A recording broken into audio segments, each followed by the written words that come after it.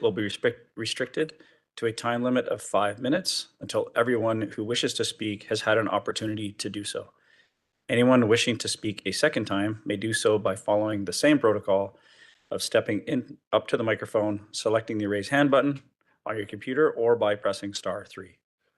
To submit written comments, please submit them prior to the close of the public hearing by emailing them to planning@rdos.bc.ca, or for those attending in person, placing them at the head table. I will now ask planning staff to outline the specifics of the proposed bylaws. I declare the public hearing open and ask if there is anyone who wishes to speak to the proposed bylaws. Staff? Go ahead, staff. Sorry, I think we've just got a presentation coming up here.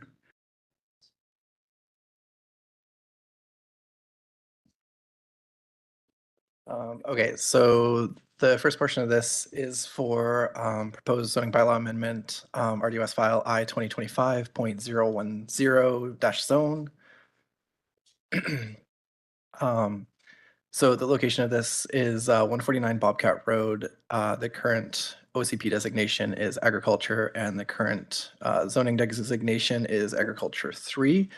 The parcel size is approximately 4.05 hectares, and the parcel is entirely within the ALR.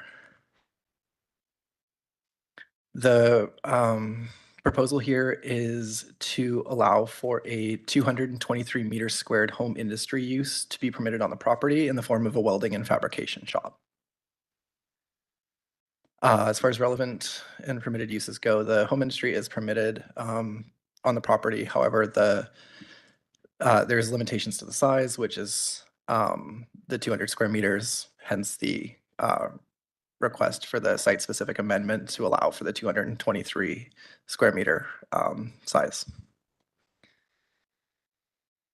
So yeah, so essentially the proposed amendment is to amend the zoning of the property under the Okanagan Valley zoning bylaw number 2800 2022 from agriculture 3 to agricultural 3 site-specific.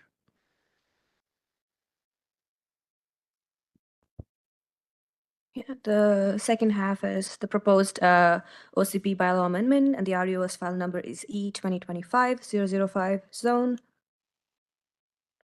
Okay, so the location is varying, and the official community plan designation is Narameta Village Center, and the zoning is also Narameta Village Center, and the parcel sizes are varying in nature, and the exemption is Narameta Village Center Development Permit Area.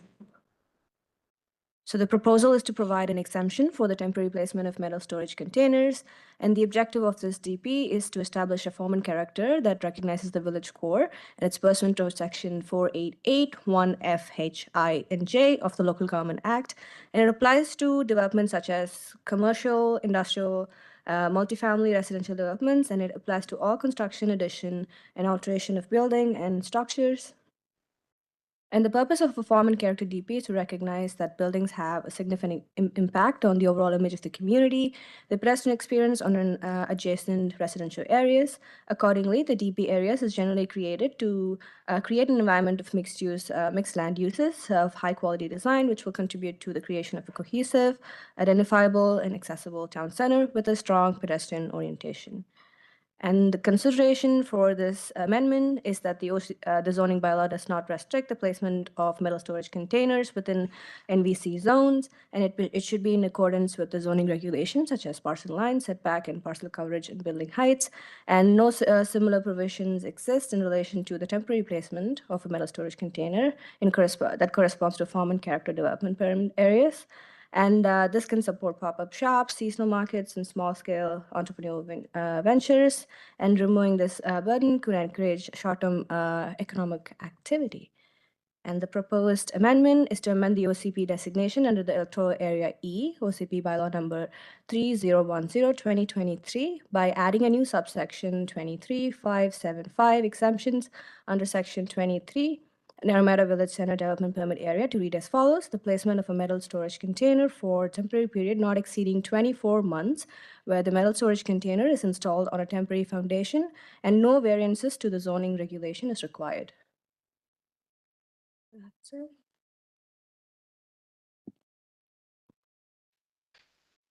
Thank you. If that's the end of the presentation, I would ask if there is anyone who wishes to speak to the proposed bylaw from the public.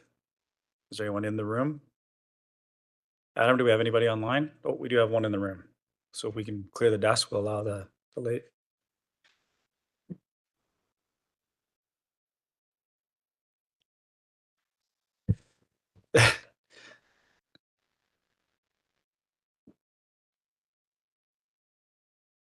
Would we just get you to start with your name and address? My name is Eileen Meehan. I'm from Naramata at 3725 3rd Street. Regarding the community plan amendment, I'm not against the containers. The existing ones that are there right now are in a really not the best spot because it's sitting in a parking lot that is already overused. I live right beside it. I've owned the Naramata store prior. I have a business across the street. I walk past that parking lot every single day. It is a accident waiting to happen. Also, the containers, I know you can make them look great, but they've already been sitting there for 4 months and they look hideous. I don't think that particular area is suited for it. I think it should be done on a case-by-case basis. If it was put over on the existing vault property, you could make 3 of them and make it wonderful. You can make it gorgeous. I've made a gas station owned by my landlord, Peter Graham, look fabulous all summer long, and I run a business for the last 15 years. It can be done, but that particular location is not the best spot for it. You need to have parking for each of these businesses. So there's going to be 2 spots, 2 businesses per container. That means 4 businesses.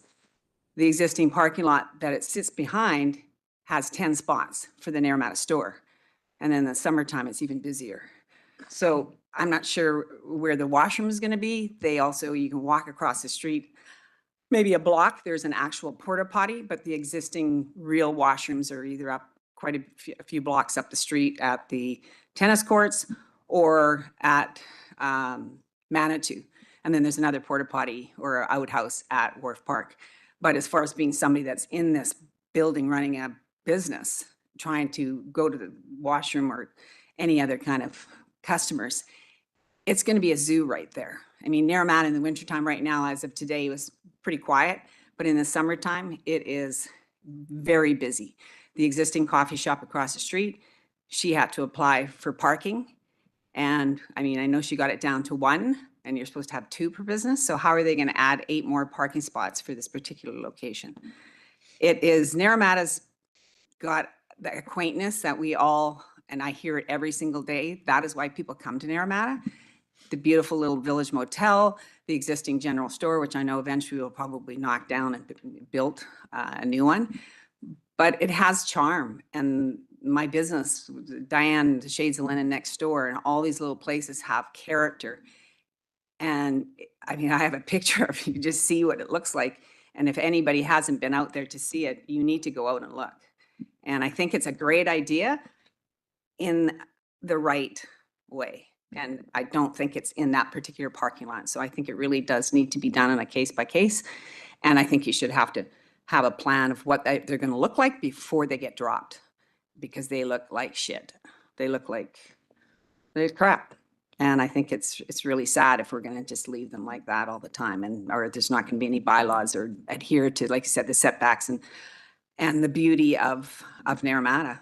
And it's a shame that they look like that and where they are. It's really the location alone is just not the best spot for it. It's really busy coming around that corner.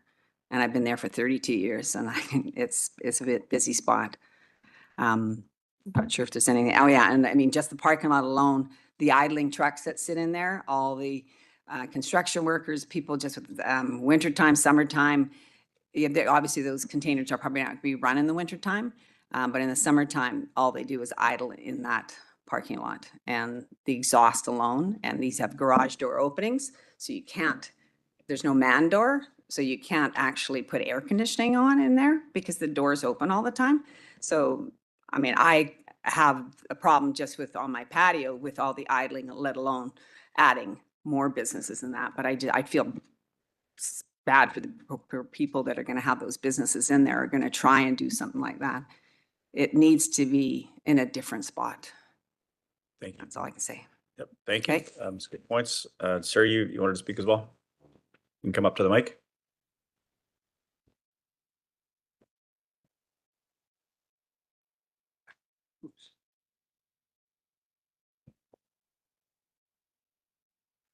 Hi, Peter Graham, and I am the owner of the 176 Naramata Road, which is the building that Eileen has her store. And I agree with everything that she's done. She's been a tenant of mine for 10 years. 15? Time flies when you're having fun. In any case, and I agree with everything that she says, and it just, I just want to enforce what she's saying. That's Okay, thank you, Mr. Yeah. Graham. okay. Adam, do we have anybody online? Then I will call for a second time. Anybody who wishes to speak to the proposed bylaws? And a third and final time. Is there anyone who wishes to speak further to the proposed bylaws? This is a final opportunity for letters or to speak. Adam, still nothing? Then I would, hearing none, I hereby declare this public hearing closed at 9:13. Thank you both for coming, and this is something we will address in the regular board meeting later on.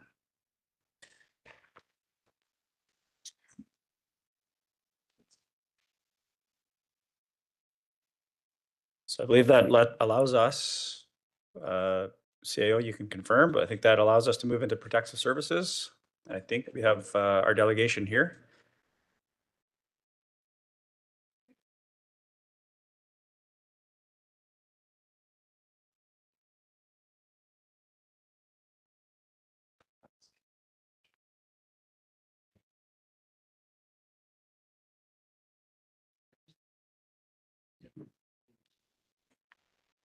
So could I have a motion to accept the agenda for Protective Services Committee, starting this time at 9:14? Thank you, thank you. All in favor? All right. Okay. Well, seeing we have a delegation here, I will pass it off first to the CAO. Thank you, Chair. Nothing to say other than the RCMP, each division that's here to speak, and I'll pass that on to them.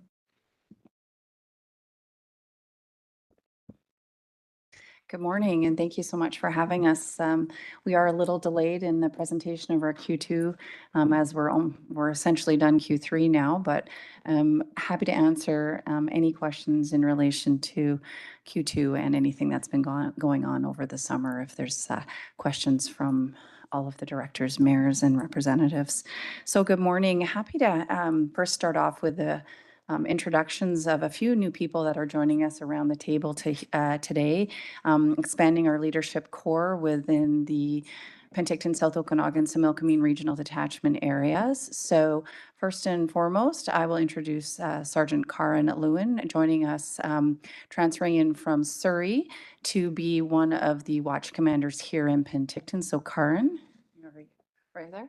Welcome. So I just wanted to bring her to have you all lay eyes on her and really just get a sense of the partnerships and collaboration that we have in the region and the strength that we have coming together and partnering to really impact crime and, create that sense of safety in all of our communities. So thank you, Karen. And then secondly, we have Duncan McGeorge from Clearwater, who is now the area commander for Summerland. Did I get that right? Awesome. And welcome. And he'll be presenting for the first time for Summerland. So we're very grateful to have both of these new sergeants in our communities. And if you ever get the opportunity to connect and introduce yourselves personally, I definitely encourage you to do so. So I apologize. I did send a number of attachments, realizing this morning that they were not cooperating with. So if you've got an array of documents in front of you and I'm reading something different, it was ultimately because I may have been asleep at the wheel on Tuesday morning when I sent this to Natalie. So overall, I'm happy to report that we've seen a lot of positive trends in Q2 and in Q3 in the Penticton rural and areas. And you know, we all know the impacts of the summer season and the increase to our communities and the pressures that all of our agencies experience. And so I just wanted to highlight some of the great work that was done by our officers during Q2, and I will blur it into Q3 because I can't help but highlight some of the great work that the teams led. I did wanted to just be able to show you the comparison between Q1 2024 and to Q1 2025 as it relates to calls for service. I know it says Q1. I apologize for that they're typos. But we're seeing consistently that in the rural areas, traffic incidences and checking the well-being of individuals continue to consume a lot of our time of our officers. Encouraging our teams to be present in the rural areas still remains a priority, but with finite resources, we do have to focus our attention on where the calls for service are and be present and visible in those areas. I hope that you recognize the photo of OK Falls and being able to take my family to Vassal Lake and do some fishing.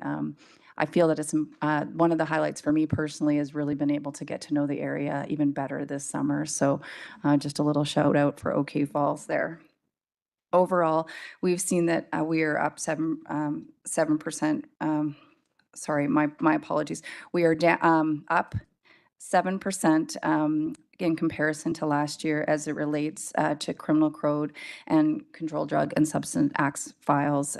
So this could be for an array of reasons, but I do like to bring attention to the fact that there's been a great deal of more proactive work by our frontline officers and our crime reduction unit to addressing those calls for service. We also had during the summer months our combined forces uniform gang enforcement team in the area, and during the 4-day time frame that they were in our community, they generated 30 files on their own, and that was a focus on basically going to those areas within our region, within the Penticton rural areas where we know and believe that there is criminal activities.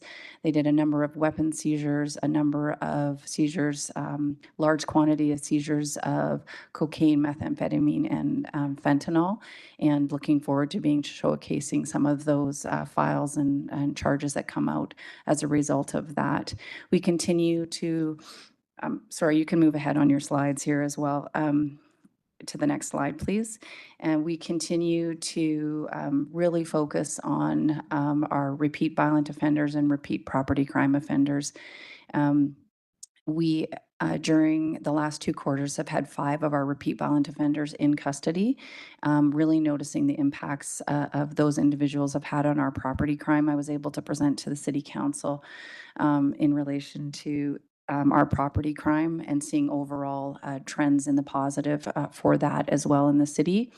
And that's a dedicated response by everybody. And I know Dan will talk a little bit further about their regional repeat offender program and their strategies to address these individuals.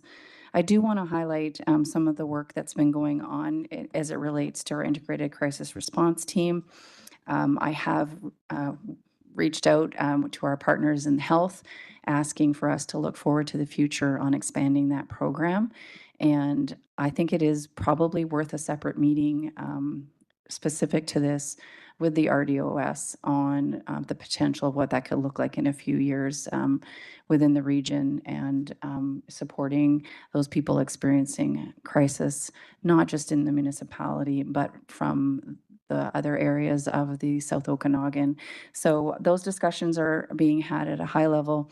As you know, there's pressures with the province. So I know that this isn't going to be something we're necessarily going to see in the next 24 months, but I do believe it's important to start that narrative now because we can absolutely see the benefits.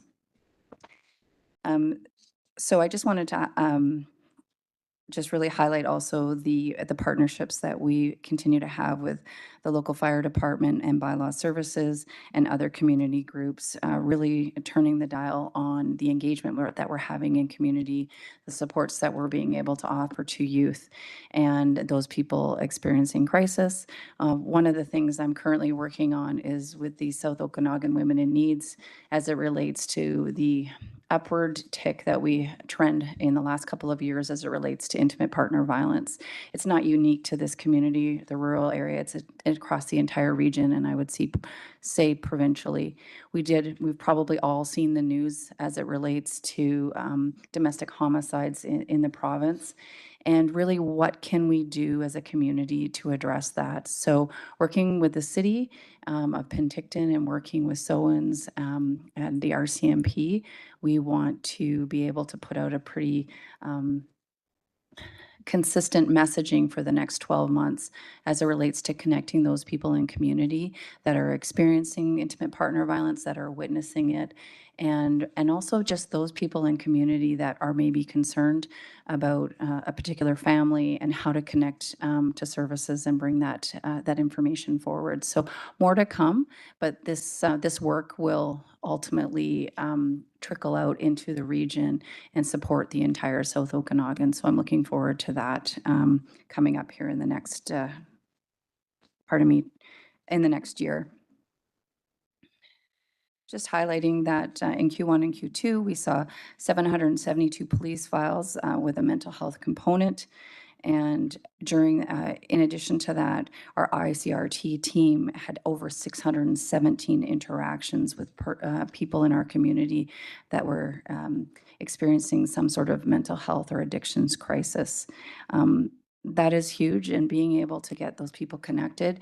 What we are seeing is less recidivism and the ability to free up our frontline officers to go again out there, be present and in the community, and getting those people who are needing the support connected with specialized services through the partnership that we have with health and the police. So again, continuing to reap the benefits of that. And highlighting the 324 referrals that were made to mental health support. So absolutely just something that we should be showcasing.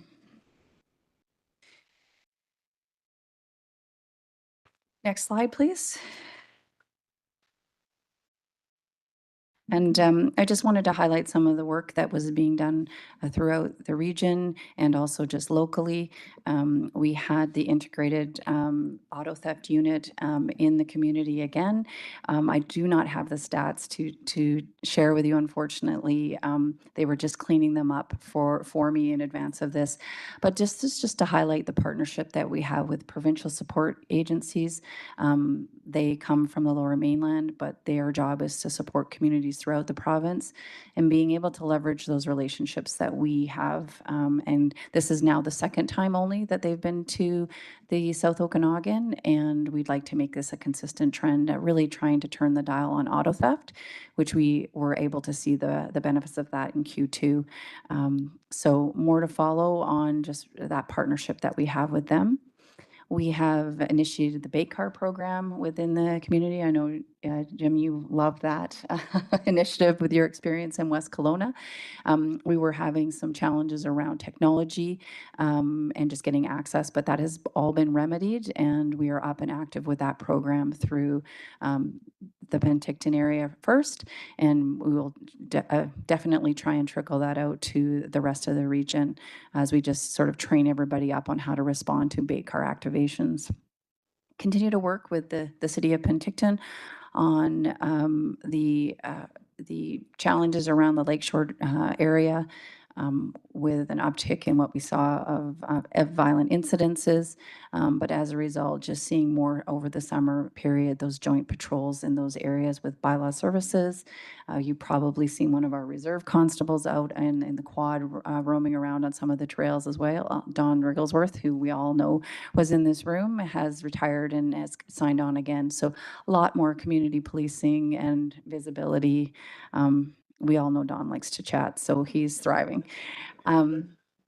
And again, not to take away from Dan's content, but just the regional repeat offender approach and how we're dealing with those people that maybe don't meet the threshold for a repeat violent offender designation, but continue to drive up our property crime throughout the region, working on a regional ComStat approach to dealing with these individuals. And so I'll leave it to the team to highlight those benefits, but I'm really proud of the work that they're leading. And lastly, just the just some highlights from working together. If you want to go to the next slide. We were successful in our seasonal policing preparation. Obviously, all of us are feeling the pressures of the summer and the strains on resources, wanting to make sure our officers are getting their holidays, their required training, but also that we bolster those community events. And so the superpower of having a regional detachment is being able to work in partnership. When there's a need somewhere, we can slide over and support each other. And that's, I think, something that we bring to the table as a group. And so just a lot of success around some of the special events in everybody's community. We, just for situational awareness, we did a reorganization with our municipal staff here in the Penticton detachment. Ken Rogers was identified and promoted to the position of police services manager. And with that, just working towards modernizing our internal structure to reflect what one would expect of a detachment our size. Enhanced enforcement out on the lake. Like I said, the gang enforcement unit, the impact team in town, and our enhanced patrol program as well during the summer months. And we continue with crime prevention, working in partnership with community policing around Project 529. Lots of messaging around locking up your bikes and obviously preventing theft from vehicles, and just using their social platform as well. Lots of fraud presentations, focusing on supporting our elderly community who I've seen in some of the stats, some of the communities have been, experienced an uptick in their fraud. So really working with Joanne Rupenthal and her team to make sure that the region is getting that key education, because it's really easy to happen. We have lots of advanced technology and it's easy to fall prey to this type of crime. So happy to answer any questions and then hand it over to Dan and his team. Do we have any questions for the superintendent? Looking around. Oh, Director Barkwell. Yeah, thank you, Chair. I assume you've been lobbying to keep the gun range open. Have you what sort of response do you get to your efforts? So I have not been lobbying to keep the gun range open. I was made aware that this was something that had come forward, and I was asked as the officer in charge what the impacts would be of the closure and how this would impact our training and our operations, and if there would be any sort of financial implications. And we have other available opportunities for us to complete the same sort of requirement training. And so my position is that the RCMP would have no position on the closure, and it's not for me to take a position because it involves the agencies to federal agencies, and there would be no financial implications for us having to go and do the mandatory training in areas south and or north of us. Okay, thanks. My understanding, but wasn't official, was that it would impact you. So if it doesn't, well, I guess you're impartial. Yeah. Yes, thank you. Thank you for that. I have Director Coyne. The bait car, is that just in the Penticton area, or are we using it over in our area as well? So we have just rolled out the bait car and we're working out the kinks, and then we have to do mandatory training for everybody. A little bit more challenging with our friends in Princeton. I'm not opposed to it. We just would have to have some discussions, and it would have to be a specific initiative. Just park it at Councillor McLean's house. This Sure. stuff keeps getting stolen. But thanks for the question. We do want to share the love, and we do want to share the enforcement strategies. So let's have a discussion when we're going to be meeting next. Director Bloomfield. Thank you. And through the chair and Superintendent, I appreciate your mention of your focus on intimate partner violence. I know that at UBCM last week, it was quite a topic of conversation. And in Penticton, we've seen a general improvement in property crime and reduction of property crime numbers, but the intimate partner violence line on our reports has remained fairly stubbornly consistent. And I think that speaks to the the state of mental health within the community. And so that is something that I know that at your presentation to the City of Penticton Council, it was council's wish to see some focus on that. And so I appreciate you bringing that up and ensuring that that focus is for the region, not just for the city. Absolutely. Thank you. We have Director Monteith next. Thank you, through the chair. I appreciate these opportunities to ask really great questions and be a part of the team. And I don't want to dive into operations, but I just had a kind of like a question, I guess. So I'm not going to give specifics, but something happened in my community. I got a call from the liaison officer, which was amazing. And then I followed up with my fire chief to make sure that he was aware, and he wasn't, and he had no idea. And first thing he said is, we absolutely could have been there to support. So I guess I'm curious to when the RCMP would ask the local fire departments to support them when there's something going on in the community that might cause a road to be rerouted or something like that.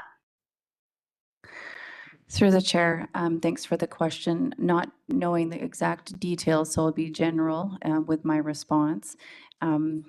I guess it ultimately depends on the officers on scene and their assessment of what is going on. It also comes with area knowledge, and basically if the officers are new to the area, maybe just not having formed that partnership and realizing that they can tap into that resource. I do know that we have such an eager and supportive group out in your area and in your community, and that again comes to relationships and maybe highlighting that need to, and we've talked about this before, coming together with the various volunteer and full-time fire departments and with our teams just to get together and know what we can do to support each other. So there sounds like maybe there wasn't a missed opportunity there in that specific incident, and just something that obviously we can chat with Bob about, just to make sure each of his teams are effectively briefed on some of the stuff that they can utilize that each of your communities has to offer. All right, perfect. Director Watt. Thank you to the chair, and sorry for the question, but because you said bait car and tech issues, I'm just curious, as a whole throughout the region, how aggressively are we looking at fighting and or using AI? Through the chair, that's a tricky question. Depends what age category you fall in and your willingness to use technology.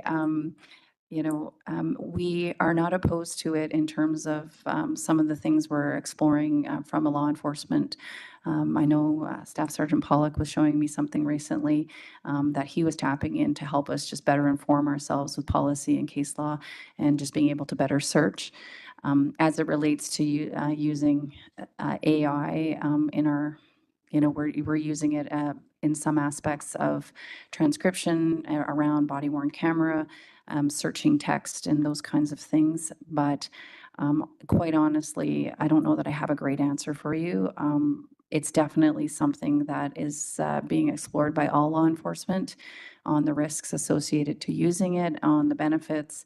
And I think there's just going to be more to come as the years and months unfold. It's changing all the time. So admittedly, I'm sorry, but my answer is not great. Follow up. Yes, sir. Thank you, the chair. It's nothing to be sorry about. I'm just noticing, I think we probably all are, at how rapidly it's becoming an issue in every aspect. So I was curious at where we're at in fighting it. Thanks. Absolutely. Good question. Oh, thank you. And I'm one of those Luddites as well, as technically challenged. I have Director Bush next. Well, I kind of had a similar question because I see all this stuff on Facebook. You send in $350 and you can make $2,000 a day and all that. And I'm pretty naive. I didn't send in any money, but I don't have to. It just seems like there's so much of it, and I don't see anything being done about it. Yeah, I'm through the chair. I'm not going to argue with you in terms of the fact that it is out there. We do have cyber crimes units. We do have, what is it? Canadian fraud anti-fraud agency. We do have a commercial crime unit. They deal with much larger scale than we're going to see on a day-to-day basis.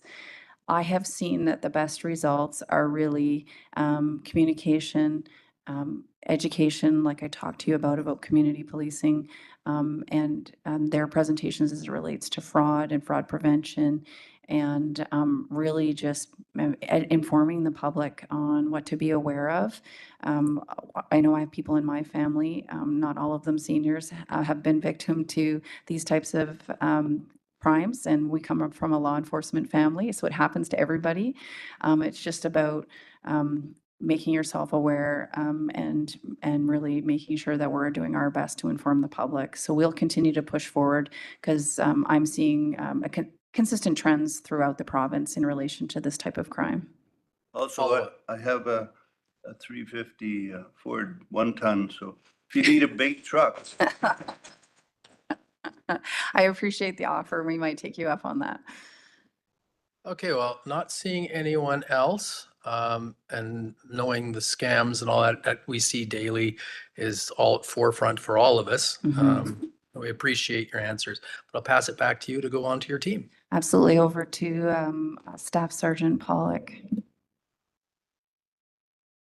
Is it me next? I don't know if we have a slide for, I'm going to speak on behalf of Karamias and Princeton today. So if we have a slide for one of those, you can surprise me with which one's first.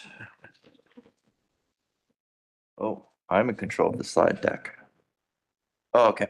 I'll just speak. That's fine. I'll start with Karamias.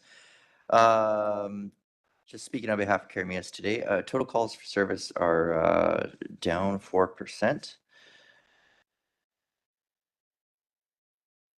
The only thing that was up was intimate partner violence and uttering threats. The uttering threats, most of those relate to the intimate partner violence as well. The numbers aren't huge in this case. Essentially, one couple amounted to 38% of the intimate partner violences. So essentially, one couple caused the spike there. So we continue to work and educate and support with that, working with our victim services and just encouraging people to report. Throughout Karamias, in Q1, the Integrated Border Patrol Enforcement Team was active, just conducting increased border patrols through Chappaqua Reserve area and everywhere, probably also through Soyuz, all the way along the border. The border was a bit of a hot topic there. We had the Karamias Rodeo, May long weekend during that time. We had some increased patrols through the area. No reported issues, seemed to have gone well. Our IPS member, Constable Scheidel, conducted 16 school visits, did some unity run practices with the school and talks at the LSIB school. She attended an elders lunch and held a fraud awareness talk with some of the elders there at the LSIB. There were 2 peer-to-peer talks held in the elementary school in April and May. So that's where we get a grade 12 student facilitated along with us to go and talk about peer pressures, risky behavior, and setting them up for success as they get a little older. And there was, I don't have the specific, Sergeant Brian Evans is away from BC Highway Patrol, so I don't have the specific stats broken down. I wasn't thinking in advance enough on that per area, but the Karamias members themselves had 64 written traffic contacts and 5 impaireds. And then as a whole, BCHP, BC Highway Patrol had another 855 written contacts throughout the whole area, not just Karamias, as well as 14 excessive speed and some impaired drivers.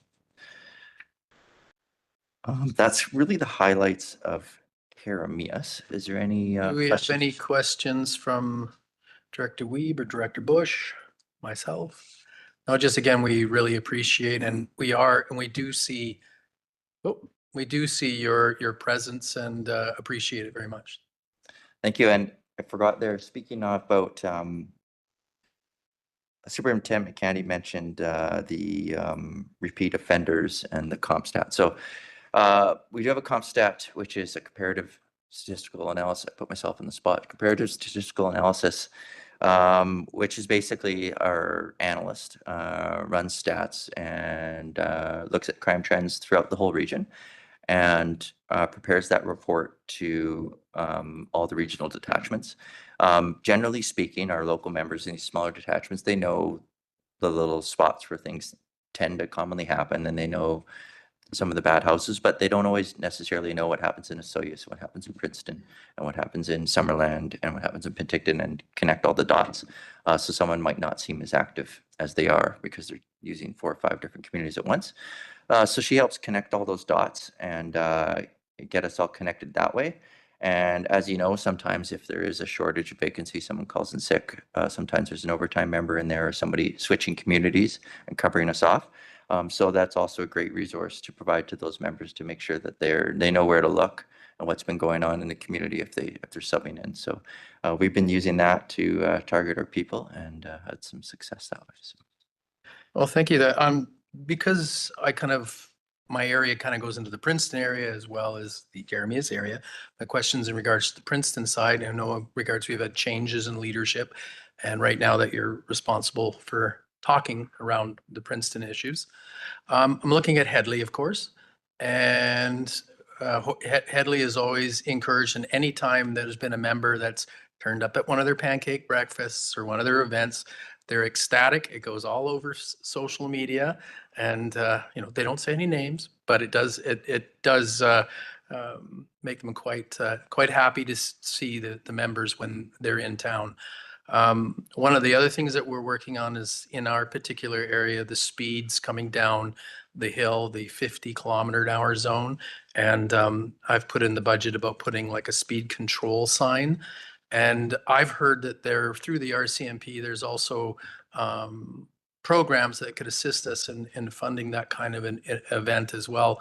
And I was wondering whether or not there's a program or a number or something that we could talk later, I could reach out to about. Thank you. Thank you. Nothing comes to mind about a specific program for funding that, but I can definitely look into it. Speaking of that, like Princeton does get a lot of the gets a lot of collisions. And as I merge into Princeton here, Princeton's had a few fatal collisions, a few major serious injury collisions. And again, I apologize for not having the BC Highway Patrol stuff broken down too, but as Sergeant Evans had told before, they target their enforcement based on the high collision zones, and they call them haze zones or high accident zones. And of their 855 written contacts, from quick math, 503 were in their high accident zones. So some of that's going to definitely be Highway 3 there. But I can look into that after the fact, the funding. Moving to Princeton, there is some changeover. Sergeant Potter left last week or 2 weeks ago now to Fredericton, so he's gone. We've announced his replacement, Keith Rogers, will be coming out of Merit Detachment. He's used to be in Princeton before, so we're hoping he can hit the ground running, so that's good. In Princeton, stat-wise, generally speaking, calls for service are down 11%. The thing that was really up was some theft other, which is mostly there was some thefts from rural properties, things like that, kind of the nature of Princeton. There's some rural properties with some equipment and things like that on there. So there was some thefts from rural properties. Sexual assaults were up. Most of them there weren't major up, but they were up. Most of them were historical. They didn't actually happen in this quarter. They were reported on historical measures. And there was one offender in particular that kind of once we started digging into it, we had created several more files where there was several offenders to that. That offender is not in the province, but that is the sexual assaults. In Princeton during the Q2, we had a couple of restorative justice matters go through. We had an internet safety and consent presentation at the high school. There was a good traffic stop. As Princeton's not just traffic collisions, it's a through fare. There's a traffic stop with a known offender and a significant seizure of methamphetamine and a loaded gun. That remains before the courts. The one big number that stands out to me through Princeton, as I was telling Mayor Coyne before this, Princeton had a significant amount of reports to Crown Council or people they put to charge through Q2. I had 24 reports to Crown Council on in Q2 put through by those members. So they were dealing with a lot of at least criminal matters anyway. And good news is I just spoke with Corporal McDermott, who's there this morning, and he says it's noted. Anecdotally, it seems way down this last little bit, so it seems to be chilling out there. Spring rush. Any questions about Princeton? All right. Yep, not seeing any. Oh, CAO. Just on your question about grants, we applied for 5 grants from ICBC. We received 5 grants. The maximum is $3,500 each. The grants now are finished for 2025, but April 1st, it's first come, first serve, and staff will be glad to apply for any grants for speed signs. Thank you. No, I just actually heard from the Lower Similkameen Indian Band that there was some funding that came through for them to get a sign that was initiated through the RCMP separate from the ICBC. So I didn't really know what that was. Director Coyne. Not Princeton, but onto the Lower Similkameen Indian Band. One of the things we're all working towards is trying to get the speed limit change there. I know that's not your guys's, it's more BC Highway Patrol, but in front of the new school, we're looking at dropping that down to school zone speed on there. I know we've gotten a little bit of pushback from the ministry, but if there's somebody we can talk to help us with that, that'd be great. If you could forward that name to Director Roberts or myself. Yeah, I can help you with the contacts there. Yeah, we don't necessarily have a decision making in the speed zones, but we definitely provide statistics. They usually ask for statistics and things like that. So, but yeah, we can help you out with that. Perfect. No, thanks. Yes. Looking around, not seeing any other hands from the directors in regards to Princeton. I'll just pass this back to you. Yes, Sergeant Beta is here. So Sergeant Beta for Soyuz. Thank you. Through the chair, for a rural area of Soyuz, our total calls of service was up 11% for this quarter. That being said, the types of calls we had were fairly minor. Violent crime remains low. Seen some red on the list here. That's because we have 1 or 2 more files than we had compared to quarter to the previous year. The nice thing about our violent crime is that it only accounts for 4.5% of our total calls for service in the rural area. So again, very, very low for when you look at what we're actually dealing with.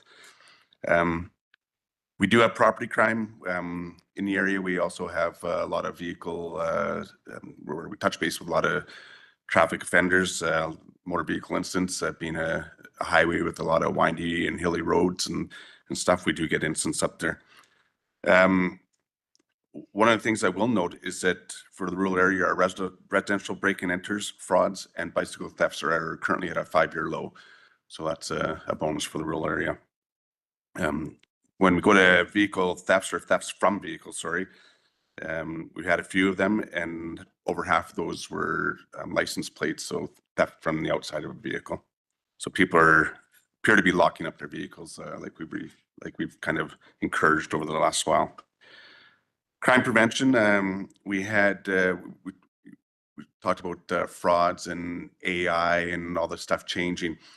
Our crime prevention unit did a couple different fraud awareness talks to our long-term care homes in the Soyuz, and in their presentations, they're always amending their presentations to discuss new types of frauds and things like that. So they're trying to stay on top of that. We also have a third fraud awareness session planned for, well, we're in the planning stages. We're planning that with the Desert Valley Hospice Society who serves the Okanagan Falls all over Anasoyas area. So stay tuned for a date for that to come up. And our crime prevention unit also, again, we're talking about the peer-to-peer, served our Soyuz Elementary School with they had a grade 12 student from Penticton come down and speak and assist our students. So on a resource front, we being at quarter two and the beginning part of quarter three, our busiest times of the year of being a tourist community. We brought in a lot of extra resources from all over, from Kelowna, Penticton, Lower Mainland, a lot of members on overtime. And these are members that want to work overtime, they want to work. And so they were out in the community. We, like Superintendent McGann said, or maybe it was Pollock said that we show them the areas that we want targeted, and they come with a clean slate. They don't have a bunch of local files that they're working on, so they have a lot of time to spend on the road. So we send them out to the areas that we want targeted. And pleased to say that I filled over 200 shifts this summer with members from outside our community. I've had a lot of responses from community members about the increased presence, their pleasure seeing all the new faces in town, and looked at our last ComStat stats, and again, we did really good for the summer. A lot of crime appears to be lower, and I think that's because of the police presence in town. We also have 2 new officers. We had one start just over 2 weeks ago, Constable Gill, coming from our Depot Academy. And so she's brand new to Soyuz and doing very well. We're really pleased with her. And we also have Constable Preet Kamal Singh, who started, just actually worked 3 days now. So very fresh from Depot. And so far, from what I can see from him, he's going to be a very strong member. So very pleased about that. We also have a member identified for transferring from Mission Detachment. And so there'll be the process to selling the house and things. So I can't give an actual date when he'll be here, but once we get that, I'll identify him for the group. So any questions? Oh, looking around the table. Any questions for Sergeant Beta? Well, thank you for that report. Looks like you satisfied everybody with the information. Thank you very much. Thank you. Good morning, everybody. I'm the detachment commander for Oliver. I'm Lori Rock. Been there for about just over 6 months now. Just kind of mirror a lot of the stuff that Sergeant Beta said. Our stats too are at 11% going up. I think a lot of that too is just population. So just the increase of that from last year to this year. It was kind of a cool experience for me, just being down there, a lot of festivals, being able to be a part of, trying to do a lot of proactive stuff. Obviously, like Jay said, a bit of shortages in Osoyoos, given the close proximity of both detachments. We're very supportive of each other, and Jay and I work really well just to ensure that that area down in the south is very, very well supported and handled, and we're really helpful with each other when the bigger files come up as well. So in relation to the stats, kind of like everywhere else, we have a bit of the intimate partner violence. It's been an increase in the othering threats. I can attribute that to a couple single couples as well. Theft over and our property crime has been a lot with some rural properties in town, thefts inside, and we do contribute that to a couple known people that we have been able to kind of target and deal with. So those initiatives have been really good, and they've been in jail. For the rural areas in the RDOS, we have uttering threats. So since going down there, I've really tried to bolster the relationship with the Okanagan Correctional Center. So there's been a lot of stuff that happens inside. So we have working meetings with the deputy wardens, myself, and we have a designated Crown Counsel that looks at a lot of the inmate on correctional officer assaults. So that's why you're going to see the increase of the uttering threats and assaults in the rural areas, obviously where that's situated on the OIB. So I think in the last probably month and a half, we've had 5 approved files from the Okanagan Correctional Center on inmates. So again, that's inmate assaulting a correctional officer. So we're really trying to support those employees in the jail and with the retention. And again, those inmates, they're there for a reason, and those employees need to feel safe where they're working. So really trying to work on that relationship with the warden and the deputy wardens there. The break and enters, I think as the season comes in, you're just going to see an increase of those calls, just people coming back to their residential properties. People have been away for a while, so they're reporting stuff that they have no idea that's happened over the winter months. a lot of the thefts too and the disputes for the municipalities, we've seen a lot of landlord disputes, just a lot of civil stuff going on, a lot of that contractual stuff with people getting renovations. We've had a couple serious MVIs, accidents on the highway. Really appreciate the support of BC Highway Patrol. We've had a couple that have been in the media. So again, those relationships that we have with BC Highway Patrol, especially traffic stuff, because I'm not the best at traffic. They've been really good at helping us train our members and provide the support that we need there. We too have a lot of great connections with the Okanagan Indian Band, regular meetings with Chief Louie. Brad Walsh is my Indigenous policing guy. We've had a couple good events throughout the summertime. We had a big water fight, just presence up there. Chief has a couple things that he's been kind of asked to do up there. So I think that relationship is really bolstered as well with that. Other than that, I think that's pretty much it. Nothing too blaring or concerning from my perspective. Andrew Campbell has been identified as the new corporal down there. He was a couple months ago. He was just being able to come down last week for resource-wise. So really happy to have him down there. He brings a lot of experience and just a really great support for the watch. And that's about it. I can probably talk all day long. So any questions? Do we have any questions for Sergeant Rock? Oh, Director Barkwell. I have a question that it's not specific to your area, but in policing, which I've been wondering about for a long time. When they legalized marijuana, there was a lot of concern about impaired drivers. How is that borne out now that it's been a while? And do we see charges on that, or do you see accidents from that where you have your suspicions, but you can't really lay a charge? How's it? I think we have a member, Constable Dubois in Oliver Detachment. That's kind of her jam. She loves dealing with that. And we actually have seen a lot of SFST, a lot of DRE kind of investigations. You're very right. They're hard to prove sometimes, but we definitely go through those avenues of that criminal impaired perspective. You always try to go criminal first and then kind of go that way because there has been a lot of accidents. And we just have to train our guys and make sure that we do the appropriate steps so we do those good investigations. Because like I said, we've had some serious motor vehicle accidents and we want to do the best that we can to benefit that investigation. So there is specialized training for sure. I'm just going to explain the acronyms that Lori used: standard field sobriety testing and drug recognition expert. Sorry, I always do the same thing. So just as your wing woman. So yeah, Constable Dubois is a subject matter expert in that area. So just a great asset to have. From an additional perspective at my level, I think it's something that is constantly, we want to be out there and obviously make an impact for those people who like to drive or choose to drive under the influence, whether it's through drugs or impairment through alcohol. And, working with BC Highway Patrol to really make an impact and train our people on how to appropriately. But yeah, you're right. We strive for criminal code, but the Motor Vehicle Act as well has avenues that we can explore for 30, 60 a day prohibitions or 90 now as well. I haven't done traffic in a while. Excuse me for that. But yeah, so bang on. We definitely are seeing it out there for sure.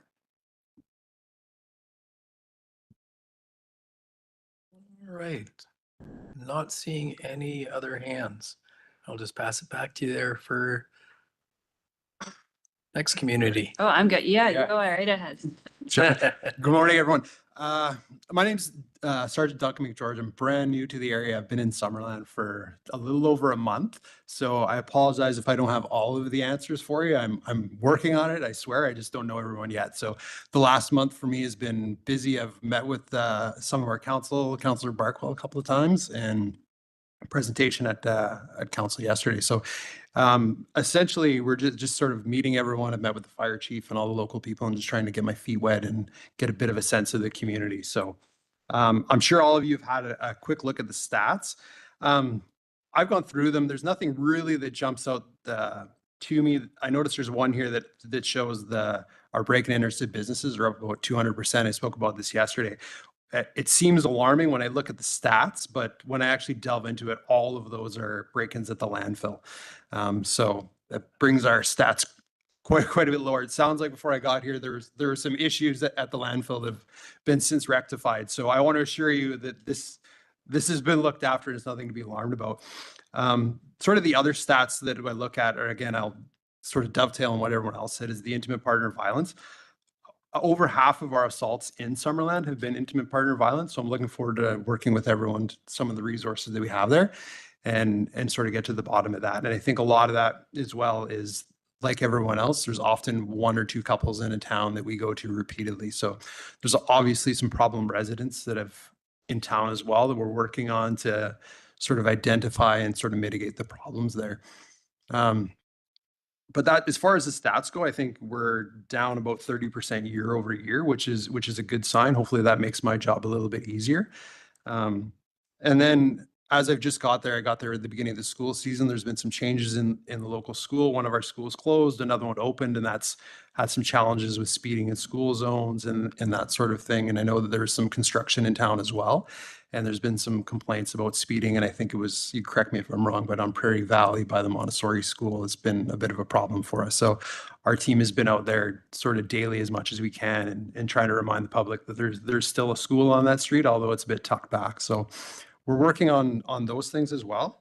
And I had the chance to meet with Joanne Rupenthal from our community policing a couple of weeks ago. And we had a meeting and she kind of filled me in on what she does. And then a couple of days later, I met with Councillor Barkwell about Citizens on Patrol and perhaps starting that initiative back in the community as well. So I think that's about all I have for you today. So feel free to bombard me with questions and I'll try to answer them as best I can.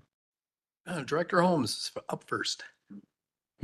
Yeah, thank you, and thanks for your presentation to council yesterday. You mentioned last night that, or yesterday, that the staffing levels, you're operating with only 4 out of our full contingent of 9 officers. So I'm just generally, when that's the situation of one of the detachments in the region, are we able to draw resources from other parts of the region, or is this a region-wide problem where we're just we're shortage, have an issue with staffing levels?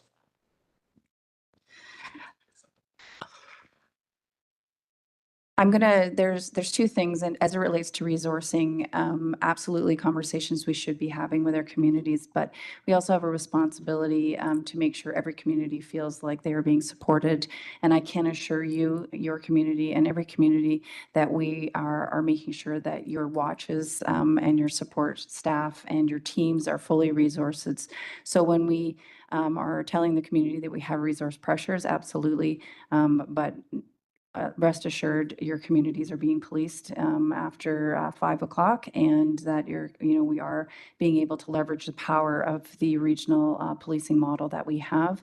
Of course, appropriately sharing the costs of that through the municipalities and making sure that one isn't paying more, like the big machine, which is, I know Mayor Bloomfield's not here, but I can assure you Penticton is not paying to police Summerland, but when they need resources and we support them. So, we also have to keep in mind that the work that we do in law enforcement is not the same work that you do when you are going to the office, and there are risks associated to the work, whether it's through mental injury and or physical injury. And we have to take in account that the standard operating sort of vacancy pattern is not what you would see in private industry.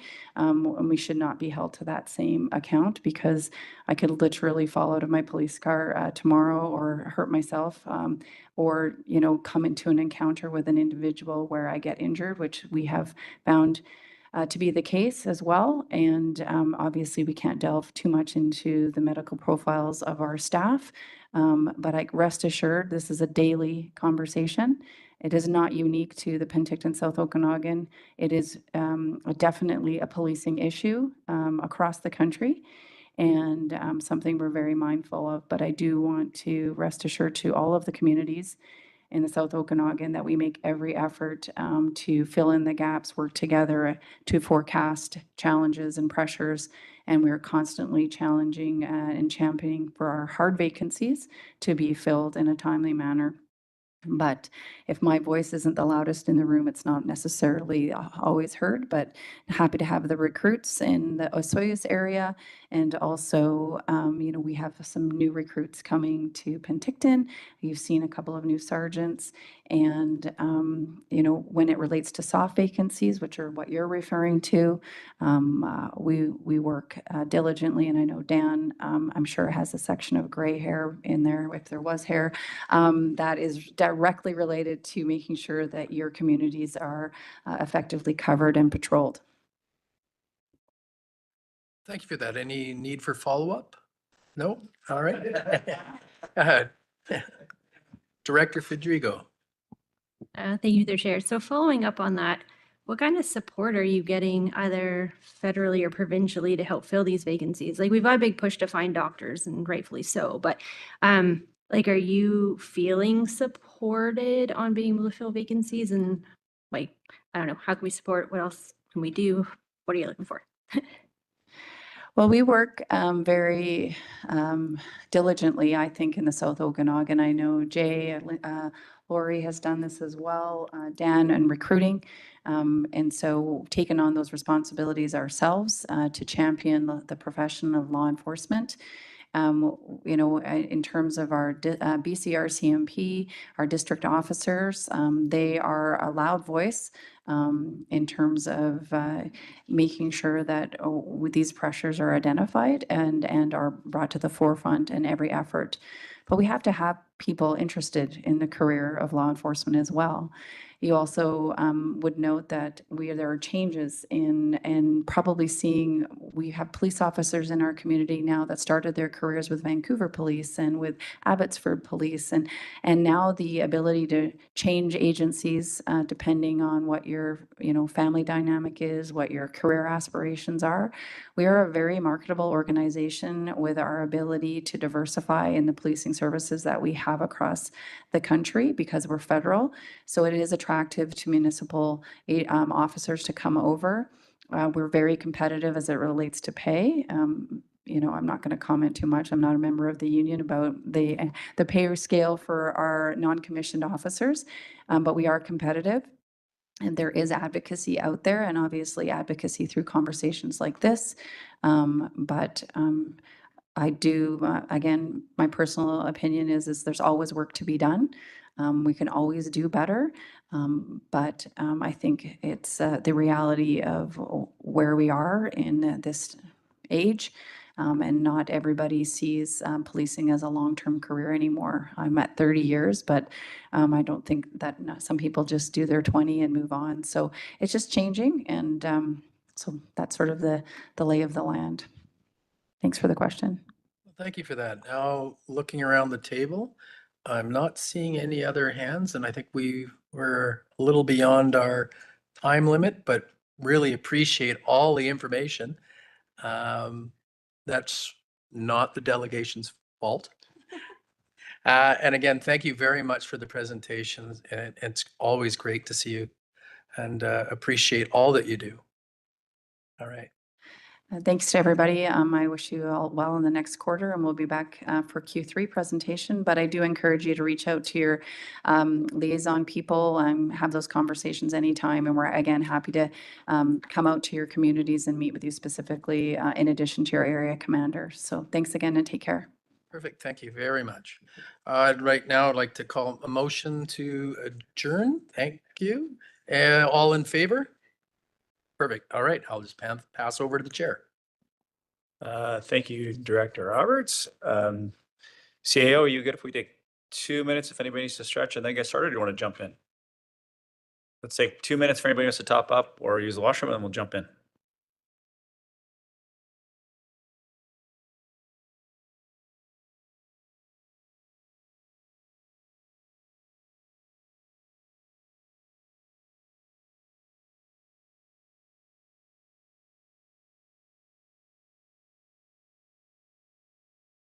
Up.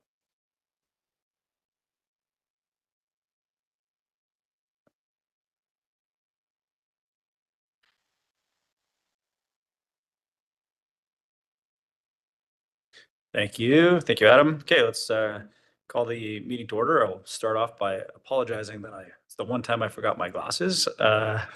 And also to say to Chair Pendergraph, I hope you're feeling better. And thank you for actually taking part when you're not feeling very well. Let's move into a motion to approve the agenda. Seconded. All in favor? And moving to the consent agenda, anybody wishing to pull anything out? Oh, it's okay. I'll make it. Thank you. Seeing none, should we make a motion to accept the consent agenda? First, seconded. All in favor? Any opposed? Thank you. Mother truck. Until the right time runs, I can make do. Let's move into development services, and we're going to go to B1, rural land matters for development variance permit application on electoral area C, C 2025.023 DVP. Staff, do you have a presentation? No. And I would go to the CAO for comment. I'll start off with this application is seeking a variance to the maximum parcel coverage allowance that applies to the subject property in order to facilitate the construction of 802 square meter warehouse extension to an existing fruit and vegetable processing and packaging warehouse, with the staff recommendation being that development variance permit C 2025.023 to vary the maximum parcel coverage to allow the warehouse expansion at 577 Road to be approved. There is no PowerPoint presentation, but staff is here to answer questions. Director Johal, did you want to speak to this? Yeah, thank you. Through the chair, I would like to move the administrative recommendation. We have a seconder. We have a seconder. Do we have any comments? Director Monteith. Oh, just seconding. Okay. Any comments? Seeing none, all in favor? Any opposed? Seeing none, that's unanimous. Thank you very much. With B2, development variance permit application, electoral area D, 2025-019 DVP. Go again to the CAO. Thank you. This application is seeking a variance to the minimum front parcel line setback and maximum parcel coverage and regulations that apply to the subject property in order to undertake the addition of a front entryway for the existing single detached dwelling, with the staff recommendation being that development variance permit D 2025.019 to allow the construction of an addition to the principal dwelling and increase the parcel coverage at 4813 Barton Place be denied. Again, staff's here to answer questions. So seeing it's a denial, I would suspect the opportunity for the property owner to address this. No motion, sorry, Director Taylor. I'd actually like to move the alternative. Alternative motion. And I see you, Director Monteith. Alternative motion. Do we have a seconder? Director Gettins. We'll go to Director Taylor, then Director Monteith. I think she has something to say.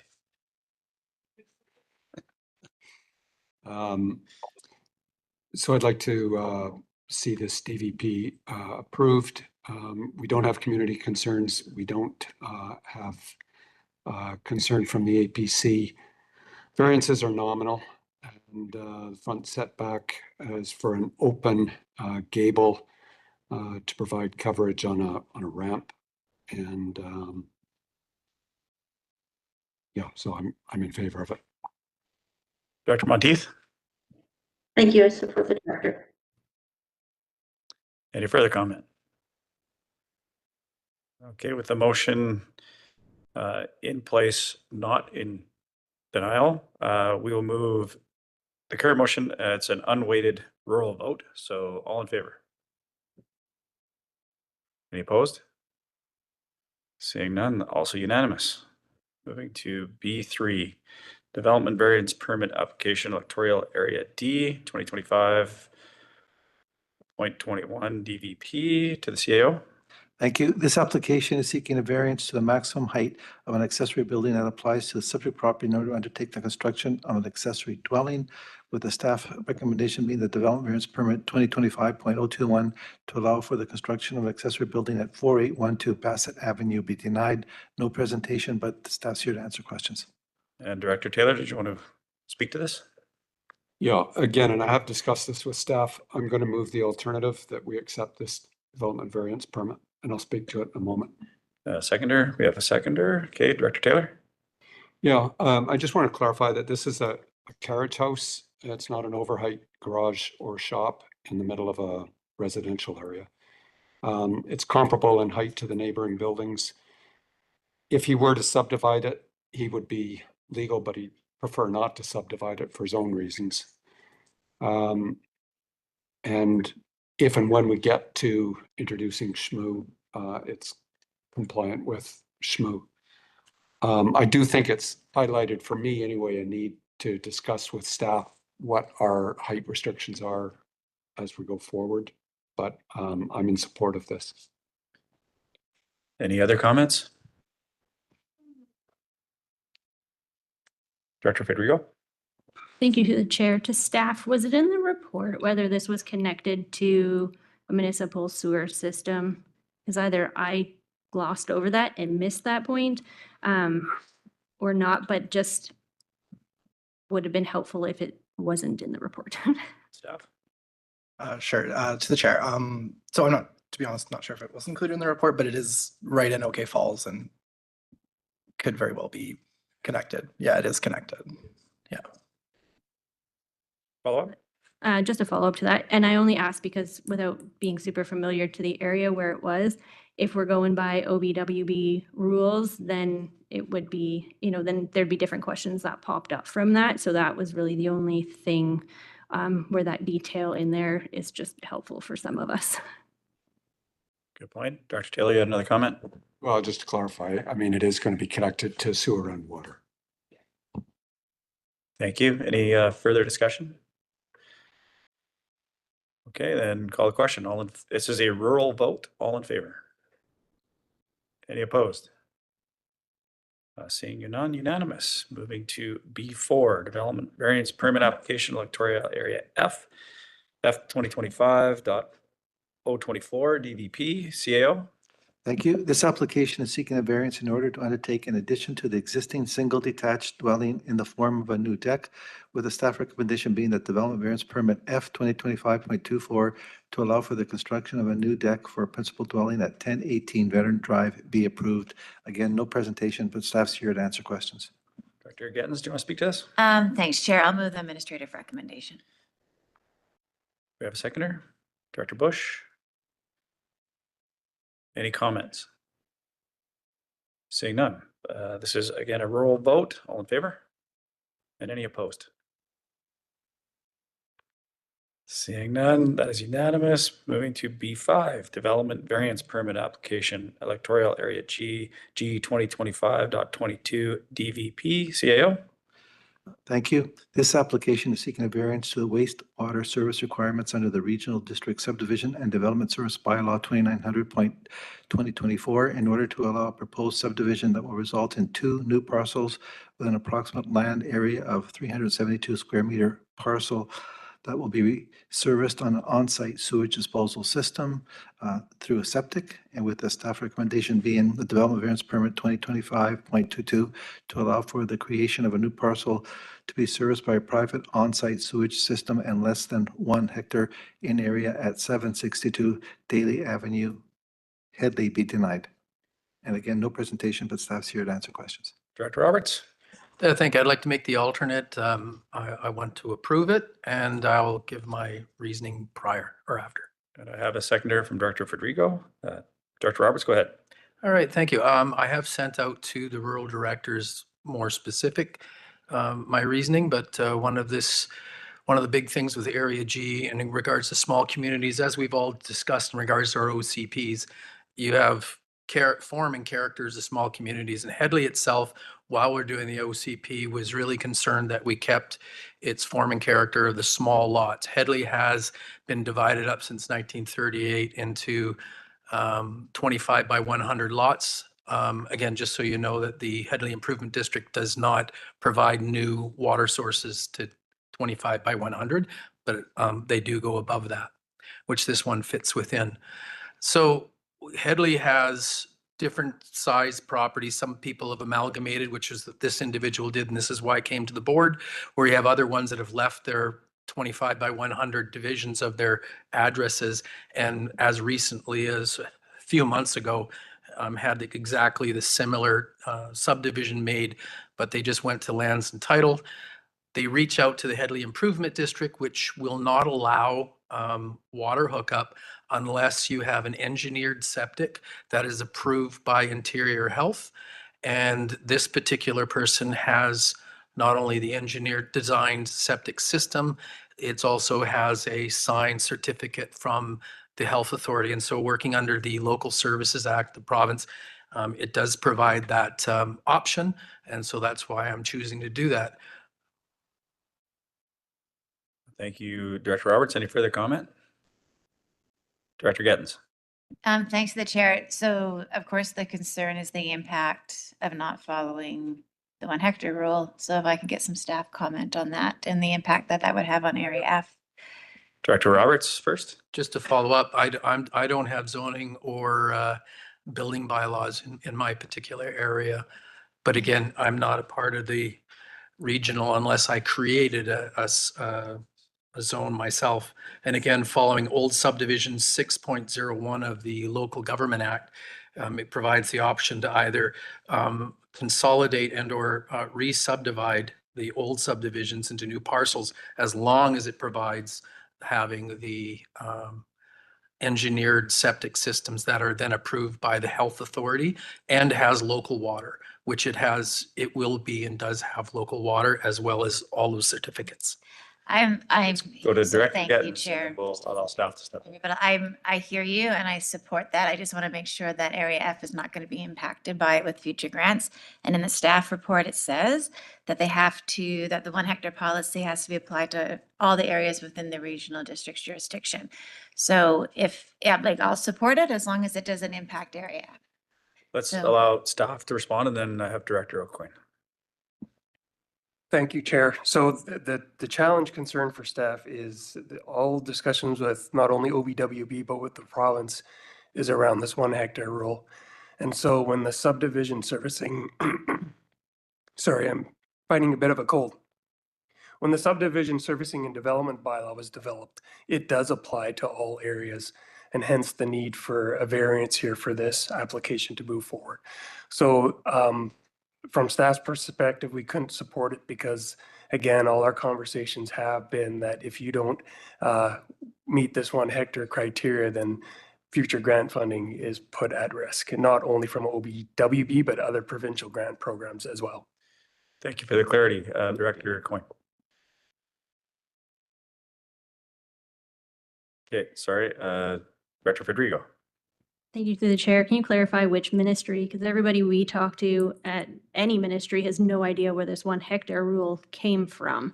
So clarity then on which ministry is pushing that down our throat then if they don't know what it is. To staff. Yeah, so Chair, we would probably have to follow up and look back at some of the conversations. Some of them certainly would have been with MOE. Some of my conversations in the past, it's typical with the province, when you go through all their legislation, they don't specifically say the 1 hectare, but when you're in conversations with them, everything leads to a practical 1 hectare as being kind of the minimum size to be able to have not only septic, but they want the ability to have backup as well, because ultimately that septic is going to fail at some point. So, Director Coyne.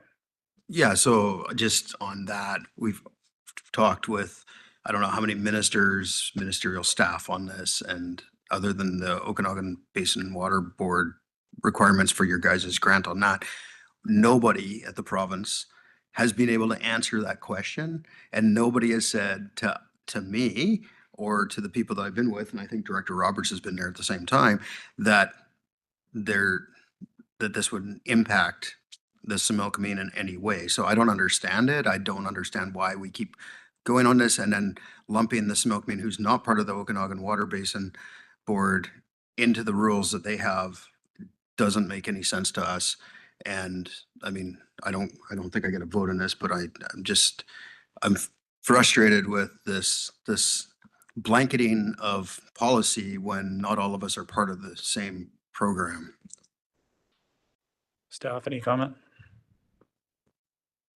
Through the chair and just for the board's benefit, and it predates my time here at the RD, but I mean, we're going back 20 years when the Northwest Sewer Extension was being constructed.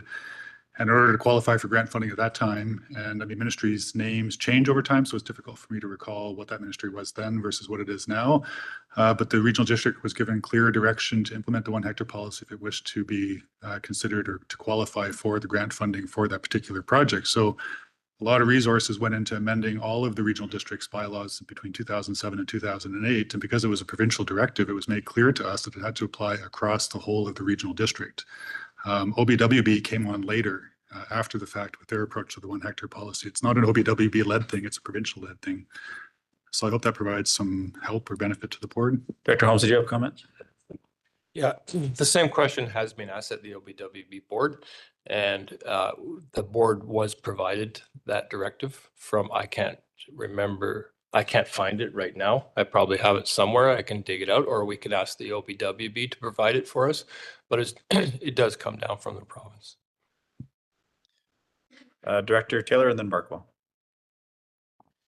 Yeah, just with some fairly massive infrastructure grant requests going in and some uncertainty on this.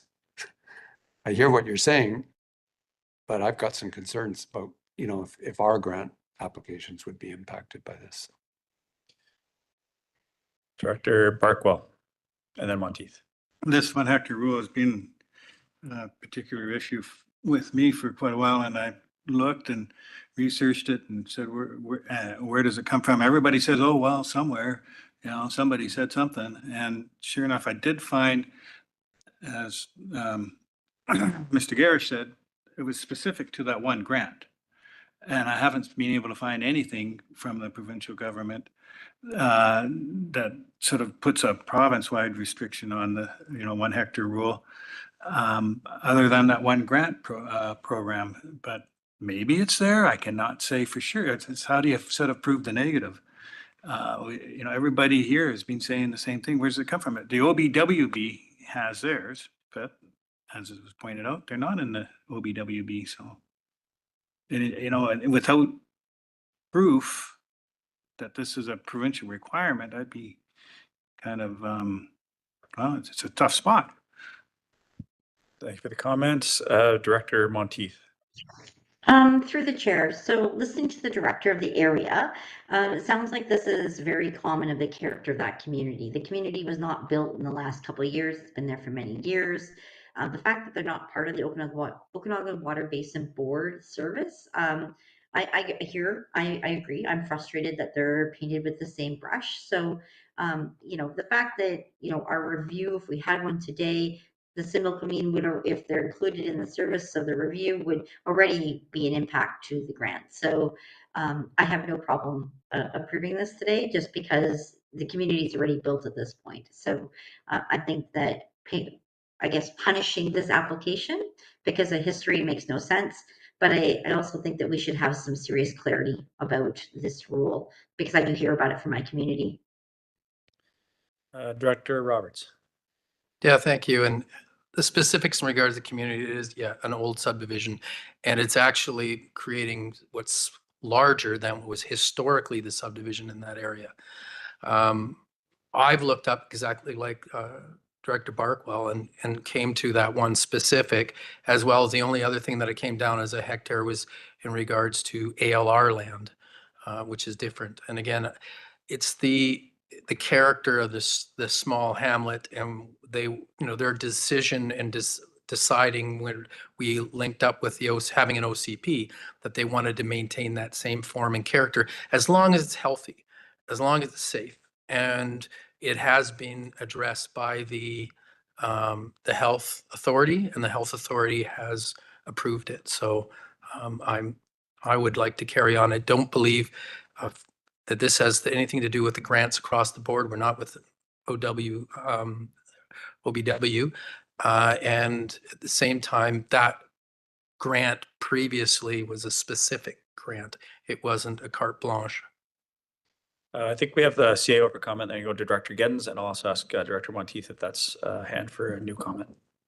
So I'm hearing the concern, that there's risks. We have 3 $7 million grants out there. What I would suggest is the following, is that we defer this and have staff go specifically to the province and ask if there is a risk of us losing the grants. The grants are the hammer the province uses to local government to get what they need. And this is something that is serious. We don't want to lose. That $21 million grant could be at risk. Not that we could get all 3, but I'm hoping. So the recommendation is if we could defer this until we make this a priority where staff aggressively goes and gets something from the province to determine if it is an issue or not. Thank you for that clarity. Director Gens, you were next. Thank you. If you're open to that, I would support it. I agree with what you want to do in Area G. I just really do need confirmation for Area F, and I'm not getting that from this conversation. They're just very different opposites. If I had to vote today, I'd have to say no, because I don't have enough clarity. If you're willing to defer it for a couple of weeks, I'm open to the idea. I just want the clarity. Director Roberts. I'm willing to defer it. My concern is that in investigating that we don't, follow suit in regards to an agenda. We look at things openly and that we see whether or not that's actually a specific, because again, it's a lot of gray, it's a lot of discussions. So that means it's really simple to say, well, sure, that could affect your grant because we're going to talk about it. No, so I want to see it in black and white that all grants are affected anytime, because there has been multiple subdivisions in Headley to this exact same nature. It's just more often than not, it doesn't come to our board specifically because there's these pre-existing lines and this particular property had actually in history just amalgamated it, which actually brought it to this board. So I will stand for having a deferral. Okay, we still had Director Taylor and Director Holmes on the list. Director Taylor, go ahead. I'm not sure what the process is for a deferral, but if you're moving it, I'd second it. Well, I think what we'll do is, because we had hands up, we'll allow those speakers to speak and then move to Director Roberts for that. So you had a comment, Director Taylor? No, Director Holmes. Yeah, I was just wondering if a discussion of having a liquid waste management plan for Headley has ever come up. Director Roberts, you want to address that? Thank you. That is one of the things I actually sent to the other rural directors. It's something that I've been discussing with our federal MP, past and now present, as well as with the province, because Headley in and of itself is a heritage asset, and to maintain its form and character. And because we're looking at moving the location of the well and doing some upgrades on water, which we're also working with the province with, I thought it would be best that we could tie these things together. And I do agree. I would love to see that. And I know it has been a discussion in the past, and it's something that I'm continuing to press forward with the Headley Improvement District, as well as with the province and the federal government. Thank you. And then Director Roberts, did you want to make a motion to defer? Yes. And seconder? Seconded.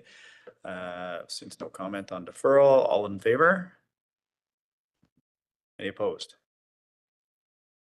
Seeing none, we move on to B6. And this is a temporary use permit application for electoral area I for I 2025-007 TUP. CIO, did you want to speak to this? Yes, this application is seeking to allow the residential use of a recreational vehicle on the subject property and continuous for the issuance of a temporary use permit, with the staff recommendation being the temporary use permit I 2025.07 to allow for the residential use of a recreational vehicle at 275 Resolute Road be denied. No presentation, but staff's here to answer questions. Thank you. Director Monteith, did you want to speak to this? I'd like to make the administrative recommendation, please. CE seconder. We have a seconder.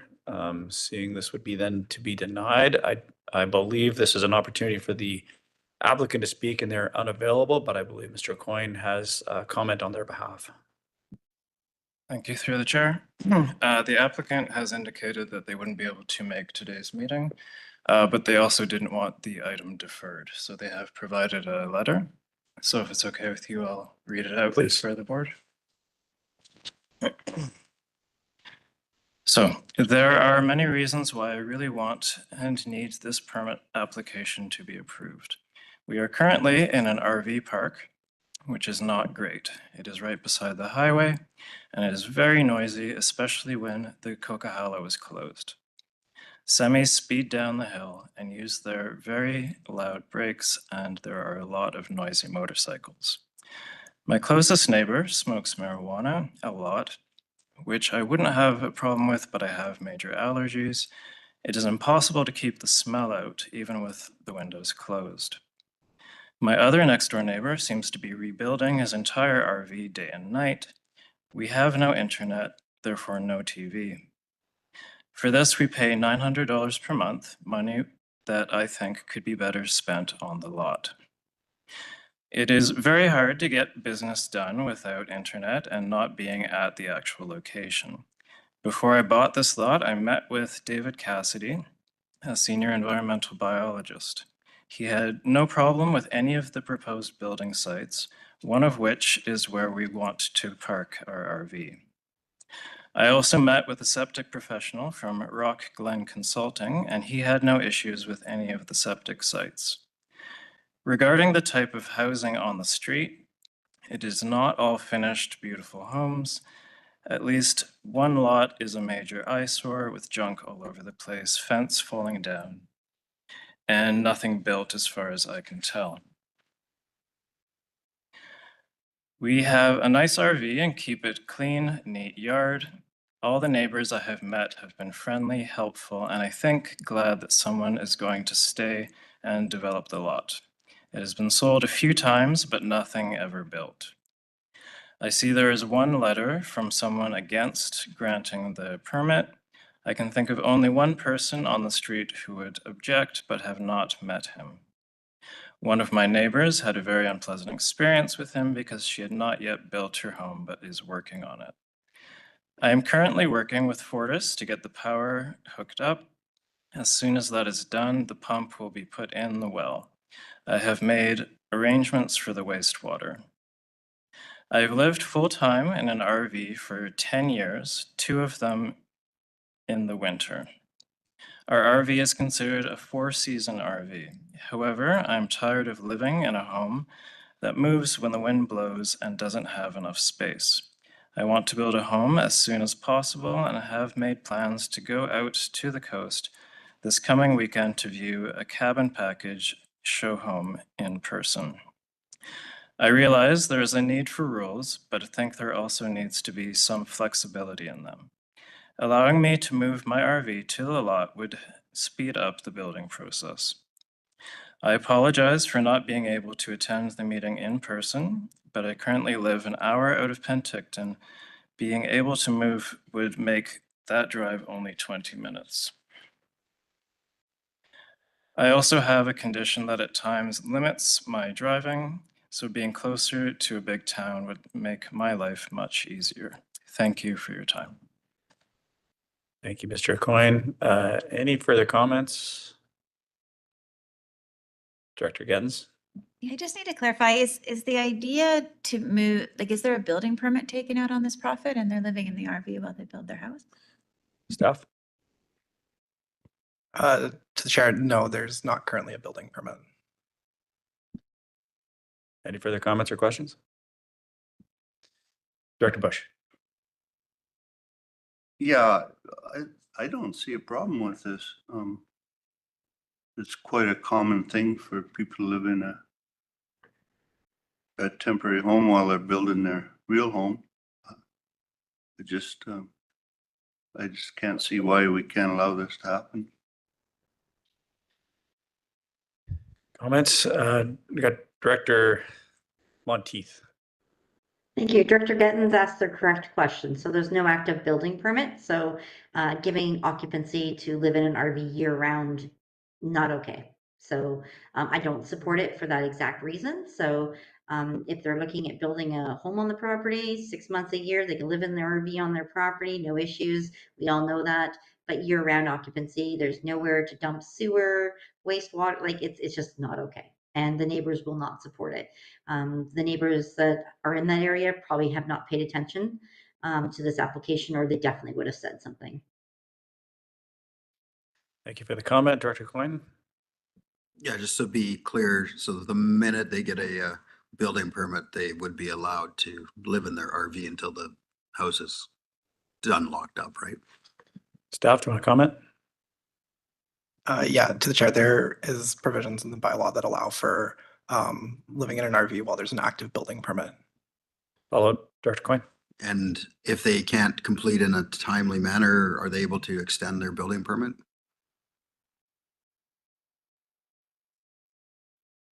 Staff. Sorry, that's a question or it's through the chair, that's a question we would normally defer to building officials, but I believe there are provisions that allow for an extension of a building permit to occur, but I can't speak to the specifics of what those might be. Thank you. Thank you, Director Roberts. Yeah, thank you. Not necessarily tied specifically to this one, but it is something for us to look forward. I know that Director Coyne Sr. and myself presented in strategic planning back in 2019 our concerns and desires around having alternate housing proposals, because we do have people living in RVs. We do have RV resorts and parks, and the reality that's on the ground, especially a lot of us that have a greater amount of people that, it's not just about choice, it's about having to due to cost. So how do we create a healthy and safe environment for people that need to live in that environment? Because it's a reality. I have got probably close to, if you go through all the mobile home parks and the areas around town, I probably have 5% of my area that live in something that's considered dedicated as an RV. So, those are things that we brought up at UBCM around different legislation, things that we can do to protect people, but at the same time, make allowances for alternate living, especially in regards to people's needs. So I don't have an answer on how, but that's definitely what we want to be looking into moving forward, because that kind of hampers my moving forward on a lot of things in my area, because I'm afraid of making people, a good portion of the people in my area, homeless. Thanks. Any further comment? Director Gettins. Thanks. I hear that, but I think that to me, this is somebody who's got a plan, who has the lot and wants to develop the lot. And if they take out the building permit, then they are allowed to have the RV. So I think that this person's on their way to doing it. They're just, the steps are just a little bit in the wrong order. So I don't see why we wouldn't just follow it, the zoning for this area. I think that's different than what you're speaking to. I think this is exactly what the bylaws are for. Agreed. Thank you. And looking for other hands, I believe this is a leapfrog process, and we have process in place that can be followed here. This isn't a hardship. So I know I don't have any skin in the game, but that's certainly my thoughts. Any further comments? Seeing none, this is a rural vote. Sorry, Director Taylor. Can we just clarify what the vote is? Right now, the motion is to deny. Good with that. So now everybody's clear. Again, rural vote. Call the question to deny. Opposed. Directors Bush, Federico, Roberts.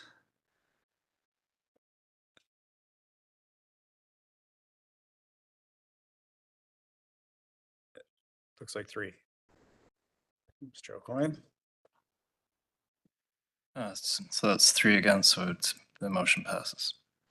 Motion to deny passes. Thank you. Moving to B7, OCP and zoning bylaw amendment for electoral area I 2025-008 zone, again to CAO. Thank you, Chair. This application is seeking to amend the zoning of the subject property in order to facilitate 4-lot subdivision, with the staff recommendation being that electoral area I official community plan amendment bylaw 2683.09 2025 and the Okanagan Valley zoning amendment bylaw 2800.56 2025 be denied. No presentation, but staff's here to answer questions. Again, going to Director Monteith, if she would like to speak to this. Thank you. I'd like to make the alternate recommendation, but I would like to add to it. So my addition to the alternate would be that the applicant has to petition into the local fire service to be approved. Be approved. A seconder? Director Taylor? Director Monteith, do you want to speak to this? Absolutely. So this application came to the board. The board denied it. The application prior was quite ambitious. The property owner has hired an agent that has gone out and represented them quite well, spoke to all the neighbors. There's been concerns, but they've worked through it as a community, went to the APC. APC fully supported it. It's in an area that makes sense to have a bit of density, and I support it for that reason. Director Coyne. I don't know if the right staff are here. How long would it take for a petition to join the fire service take? Do we know? Because I know the one we did in on Old Headley Road a couple of years ago took almost a year to get it all finalized. So I'm just a little concerned on that. Does staff an answer? So through the chair, every petition is obviously different. When there's multiple parcels involved, yes, it can take longer because we have to get multiple people to sign petitions.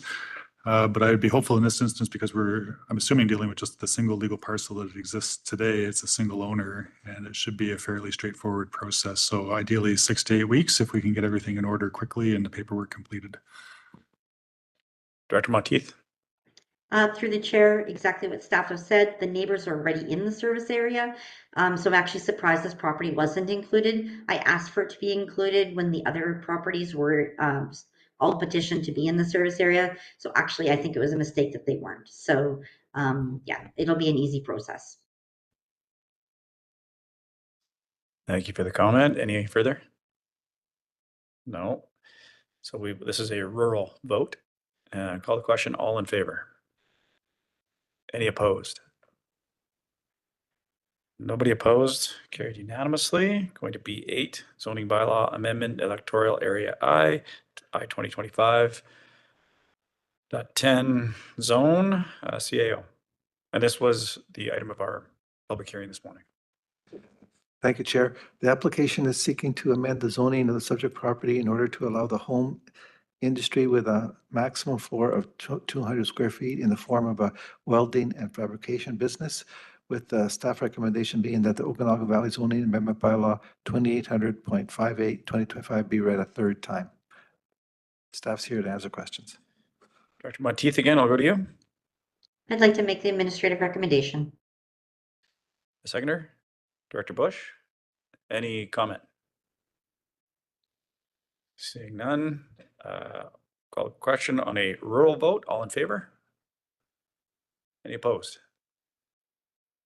And seeing none opposed, that carries unanimously. Going to B9, which is the second item of this morning's public hearing, official community plan, electoral area E 2025.005 zone. Going to the CAO for comment. Thank you. The proposed amendment to Electoral Area E Official Community Plan Bylaw number 3010-2023 are extended to provide an exemption to the temporary placement of the metal storage containers on parcels designed as being within the Naramata Village Center Development Permit area, with the staff recommendation being that the Electoral Area E Official Community Amendment Bylaw 3010.05/2025 be read a third time and adopted. Staff's here to answer questions. Thank you. I go to Director Federico. Thank you, the chair. I'll move the staff administrative recommendation and I'll speak to it. Seconder, Director Gettens, Director Federico, go ahead. Thank you, the chair. I want to thank Eileen and Peter for coming this morning and giving their perspective. It's very much just this situation in its current state. So I'll be bringing forward a strategic priority then to be looking at a policy on form and character and look and just additional items to that. This is just that first step to be able to have some creative options for retail in the village center. We don't have any options right now until new things are built. So this is just that interim measure until the downtown, kind of our little core area, fills out a bit. So yeah, that's why I'm putting this forward. Thank you. Any further comment? Director Gettens. Thanks, and thanks for clarifying that, because I actually thought that our citizens made some good points this morning, especially around parking, because that's going to be a problem. And it's, you know, when you have permanent businesses and they've got to pay for that all year round, and then you have a pop-up that gets to come in and be part of the tourist and then walk away and not have those payments all year round. That's always been a struggle with markets and any kind of, you'll always hear that from permanent businesses. My concern, and I like where you're going with it, I think it is a really awesome idea, and I want it to see it successful. I am concerned about the parking. I think the bathrooms need to be looked at as well. And it is a 2-year temporary use permit. So if after next summer, the concerns that were brought forward come back, we can't do anything because they've got 2 years. So then we're asking these businesses that are there around to kind of trial this out for 2 years. I'm concerned about the parking, what you said about the air conditioning, what you said about the bathrooms. Like, there's some pretty valid concerns that could be pretty tough to deal with for 2 years. So that's where I'm struggling the most, especially around that parking. Thank you for those comments. I'll go to the staff first and then Director Federico. Sure. So through the chair, and just for the board's benefit, so the exemptions are only being proposed for the development permit area designation, which is primarily form and character.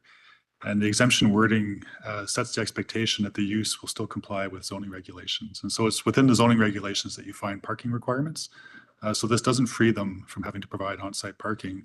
And they still may need to get a building permit to site the structures, which then brings into play building code requirements, right? So some of those issues might be addressed. This is just simply the aesthetics of the shipping container and giving it exemption from form and character considerations.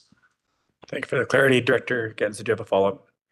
No, I just appreciate that clarity, but I'd like to hear from the director on it. Yeah. Director Federico. Yeah, thank you, the chair. So these containers on the property are put there by the owners of that property.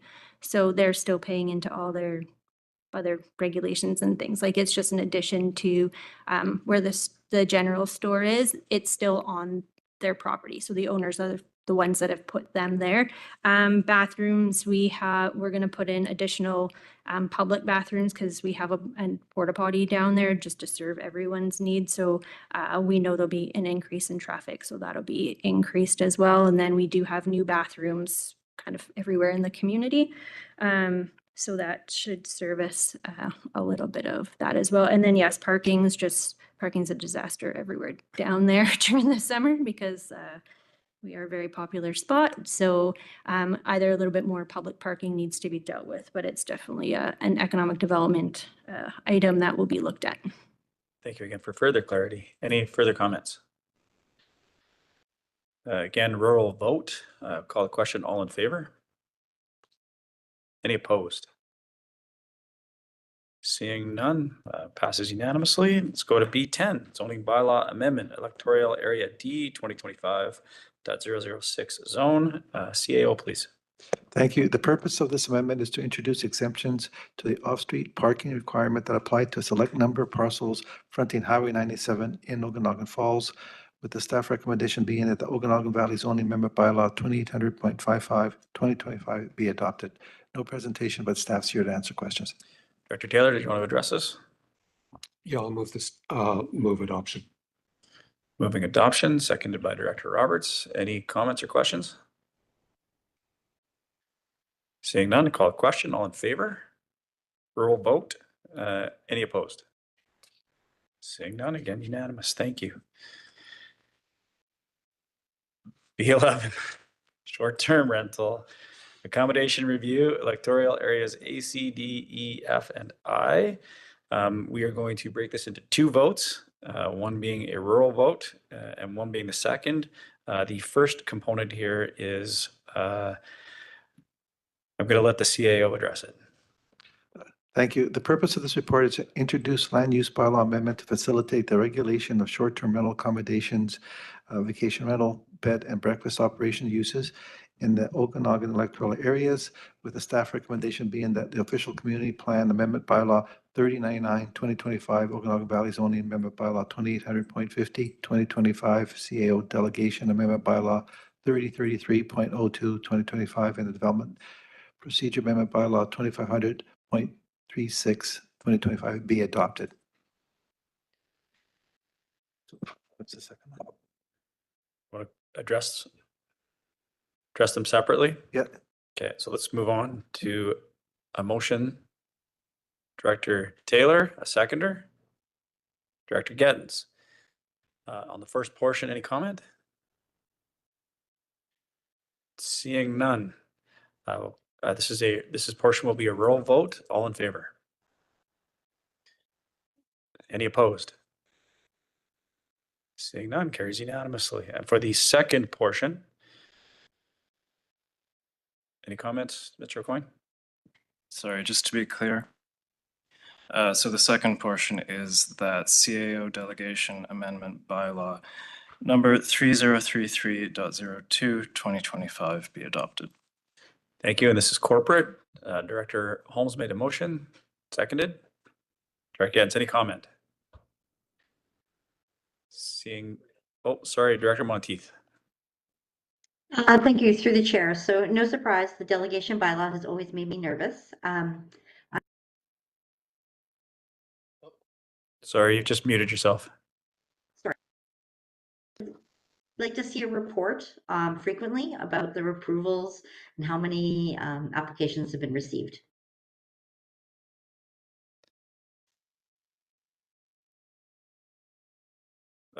Staff got that? Any comment? No, noted. Any further comments? Seeing none. This is corporate again. All in favor? Any opposed? Dr. Monteith, is your hand up as opposed or still from the question? Okay, thank you. So that moving on to Public Works, C1, Water Regulatory Bylaw Amendment to add Lakeshore Waterworks System, CAO. Thank you. Pleased to announce that we do now own this water system. The purpose of this report is to add the newly acquired Lakeshore Waterworks System in the Water Regulation Bylaw. The recommendation motion is the bylaw 2824.03 2025 being a bylaw to amend the Water Use Regulation Bylaw 2824 2019 to add the Lakeshore Waterworks System be read a first, second, and third time. And your report currently says and be adopted. The director has asked if we can adopt it at a next meeting, so it should be read a first, second, and third time. This is for the fees and charges. Don't, am I look? Sorry, okay, got it. That bylaw 2024.03 being the bylaw to amend the Water Use Regulation Bylaw 2019 Lakeshore Waterworks be read a first, second, third time and be adopted. Okay, staff, did you have a presentation or just here for questions? Thank you. Any, Director Taylor, do you want to speak? Yeah, I'll move the staff recommendation. C2. Seconded. Any comments, questions? Seeing none, call the question. All in favor. This is a corporate vote. Any opposed? I see none. Thank you. C2, Sewer Management Bylaw Amendment to add Vintage Views Wastewater System. Again, CAO.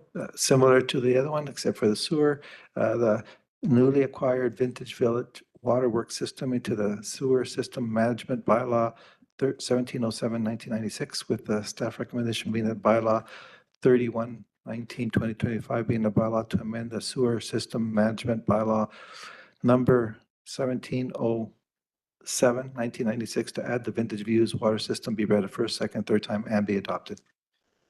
Director Taylor, again, do you want to speak? Again, I'll move the staff recommendation. Seconded. Director Rodrigo, any comment in this one? See no hands. Call the question. All in favor. This is a corporate vote. Any opposed? Seeing no hands, passed unanimously. C3, Utilities Amendment to Fees and Charges Bylaw, CAO. Thank you. And this is the fees and charges as I thought was earlier.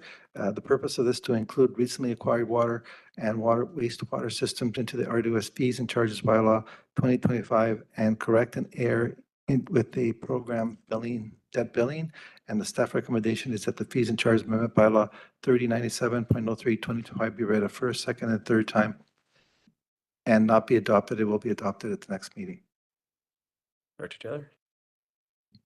Yeah, I am in support of the fees and charges going through, of course. Having talked with our acting corporate officer, I'm wondering if it wouldn't be better to just move first and second.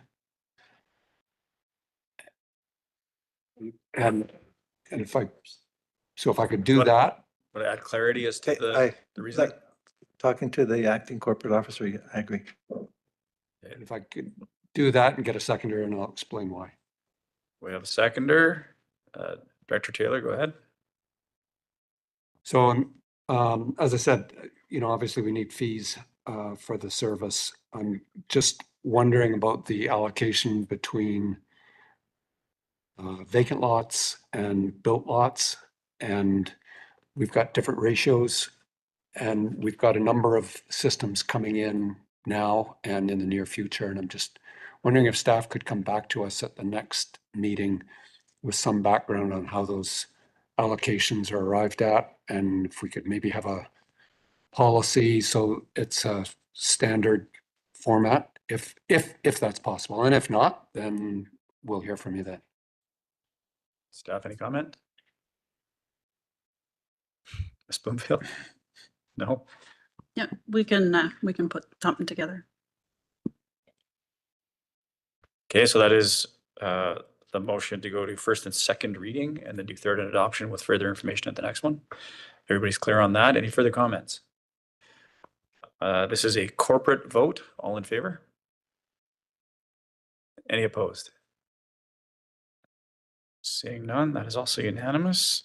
See that come back, and we move to C4, recycling regulation update for mattress exclusion objection. CAO. Thank you, Chair. This report is to provide detailing the benefits of the extended producer responsibility program for mattresses for the pending update of the recycling regulations, which proposed new products for inclusion in the APR program, with the staff recommendation being that the board support the sending of a letter to the Ministry of Environment and Parks expressing the regional district's objections to exclude mattresses from the pending updates to the recycling regulation extended producer responsibility program. Staff's here to answer questions. Do we have anybody that'd like to make a motion here? Director Taylor? Moving the motion? I'll move the motion, and then We have Secretary Director Roberts. Sorry. And Director Taylor, go ahead now. We have a seconder. So to staff, I'm just wondering, what's the plan B for old mattresses? Staff? I think, And I guess to be clear, I'm wondering, like, what's the provinces? I mean, what are we suggesting is going to happen with all these things? thank you, through the chair. I think the alternative would be charging residents the cost at the landfill of what the actual cost for disposal is, which is estimated more towards $40 to $50 per unit.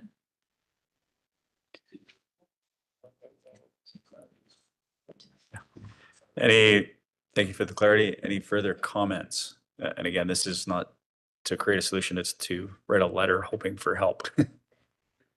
Director Roberts. Yeah, thank you. And I agree 100%, because we all know where we'll see a mattress near you. Director Monteith. Thank you, through the chair. What about sending a letter also to the Minister of Water, Lands and Resources, the Walrus? I mean, RAP obviously would fall under them, and think, like Director Roberts just said, it's going to just move the problem somewhere else.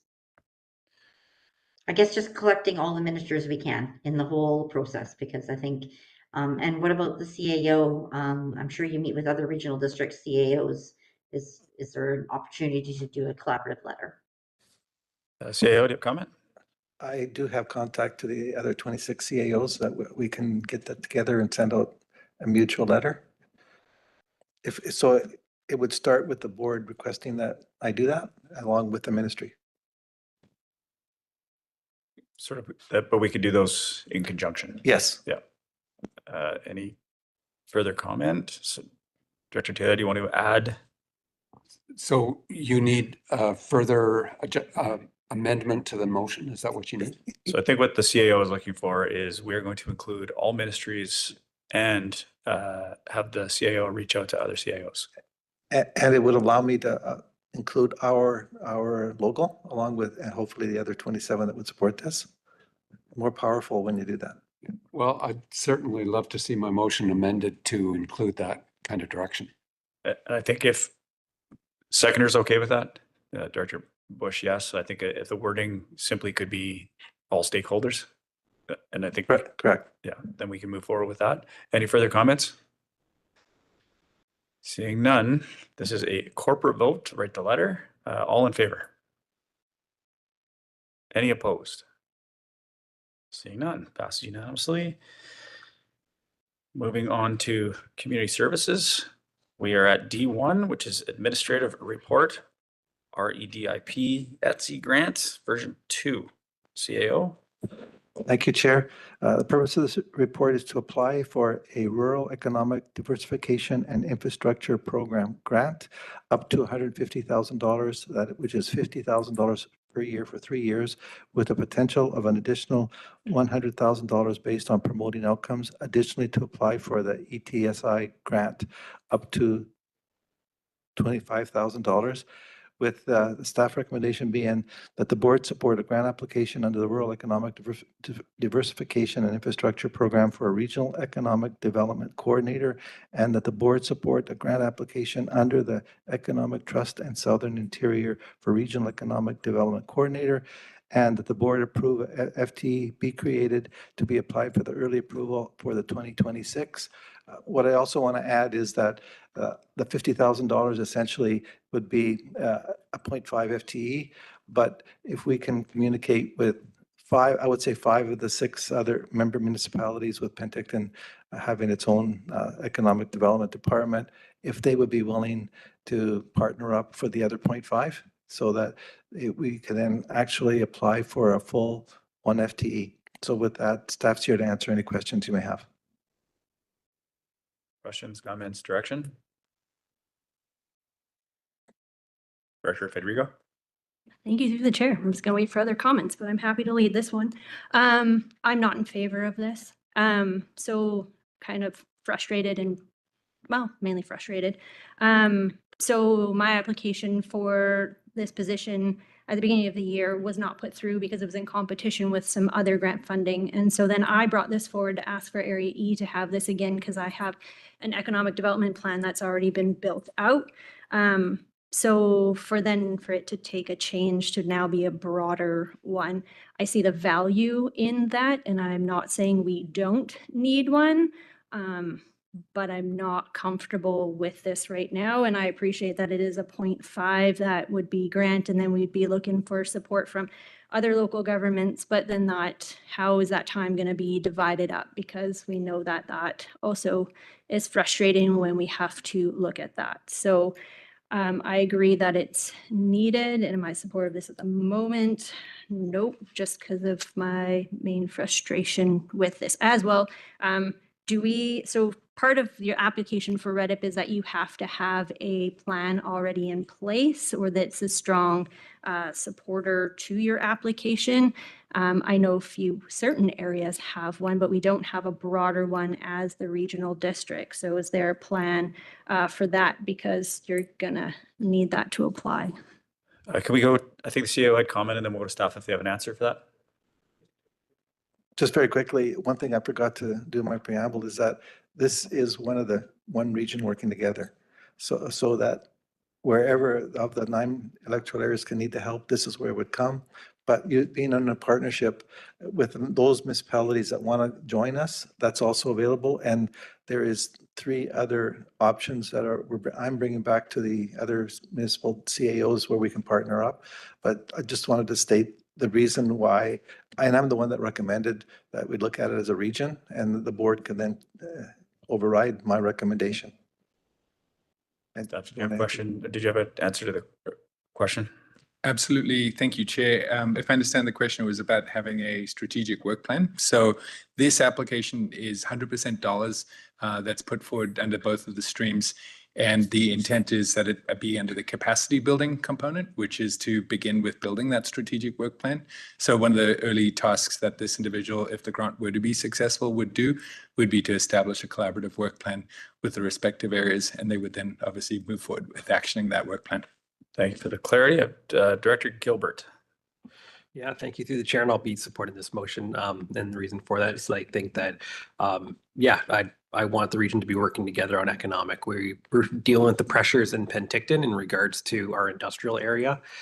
There's industrial area in OK Falls and probably Princeton and other areas that we could be working together to ensure that there is jobs and community and economic development throughout the whole region and not just in specific ones. And I can't say it right now because it's not in front of us in the city of Penticton, but I've been vocal about it when it was brought up at the city of Penticton by a previous councillor to create an economic development something within the city, and I was very adamant that I think that it should be at the regional level because I think we'd benefit greatly every single community by having this as a regional model and not just the city each city having their own economic development. Thank you for the comment. I will point out as you addressed that you're in favor of the motion, we don't have a motion yet. So you're moving the staff recommendation. Any seconder? Seconded by Director Taylor, Director Roberts, and then Monteith. I did see that you had a hand up, still up. Sorry, it's covered on our screen now. And then Director Taylor. Director Roberts, go ahead. Yeah, thank you. My question for staff, in the Similkameen, we have the Similkameen Valley Planning Society, which is our economic development for Area H, G, and B, and at the same time working alongside with First Nations.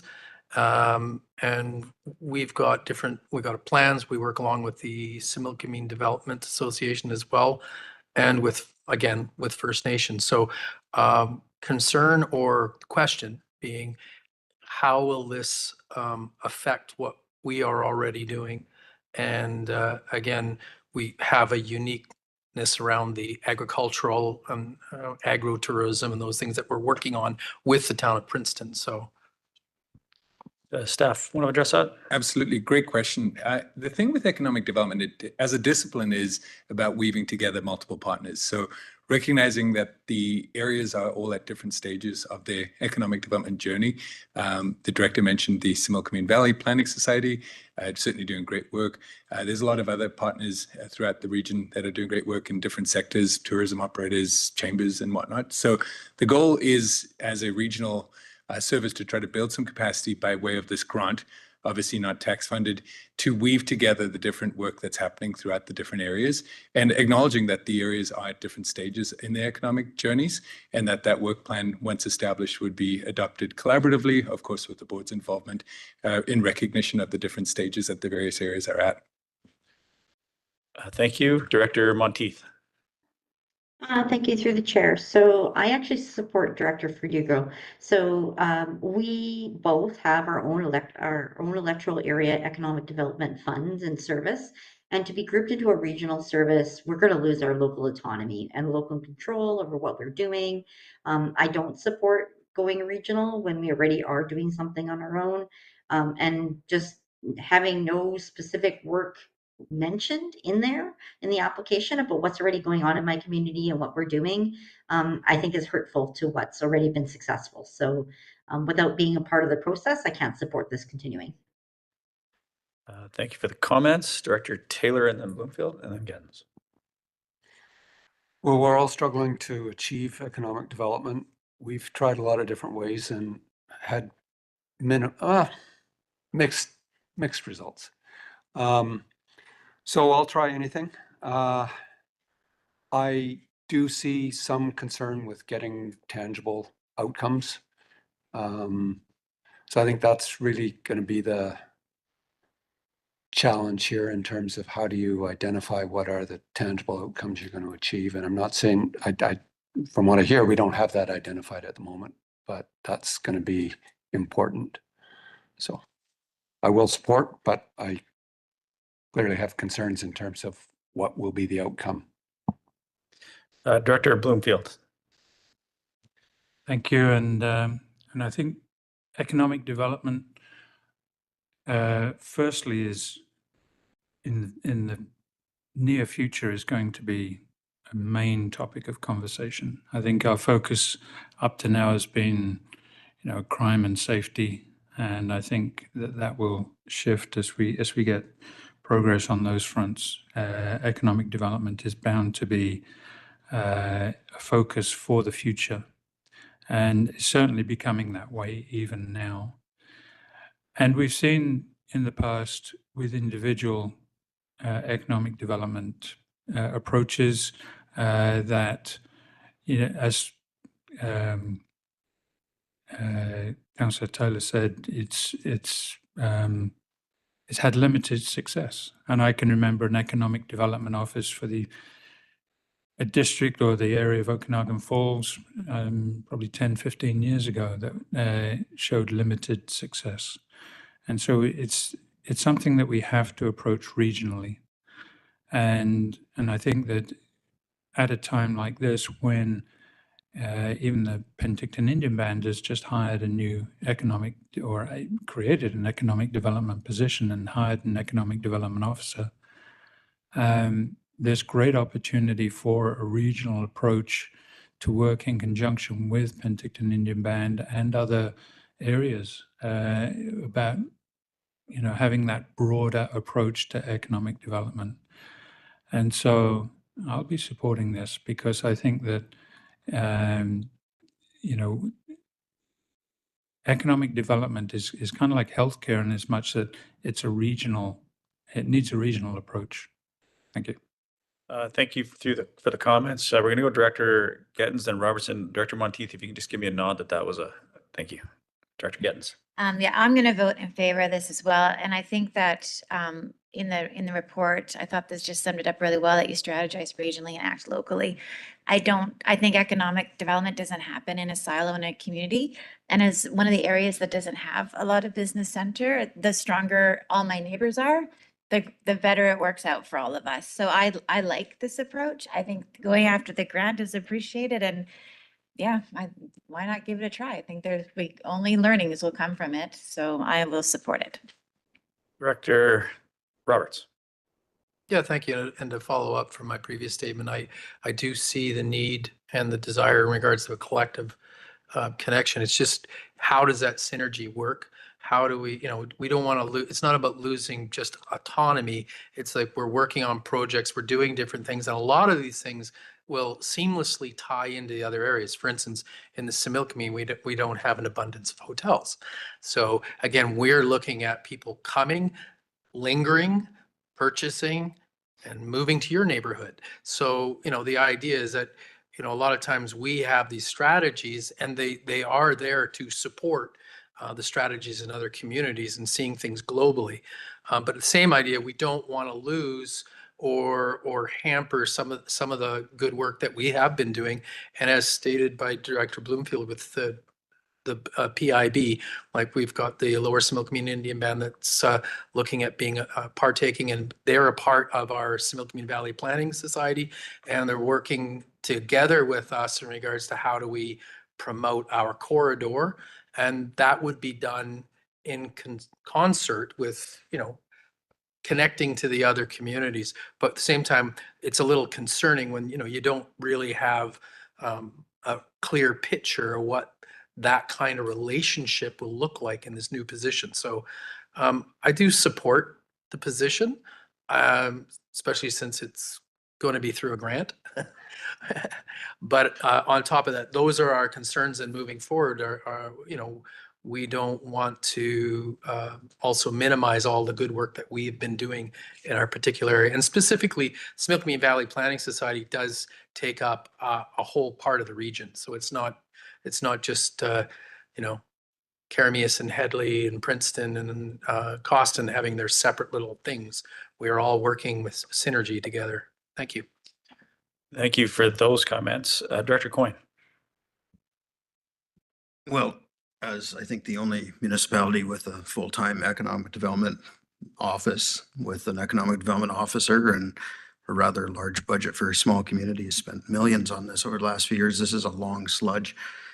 It's not something you do overnight. The Similkameen Valley Planning Society, we've been working at this over 20 years. We've had a rural or a regional economic development officer in the past. We're very much into tourism destination marketing. We work with the Cruise the Crow's Nest. We work with a bunch of other organizations, including Osuyas and that. So we're doing that hard work down in our area right now. I do have concerns over how this is going to unroll, just because it is such a broad region, and I'd like to know more on how you plan on making sure that this is, you know, as we say, one region working together, without losing that work that we are doing in our own communities.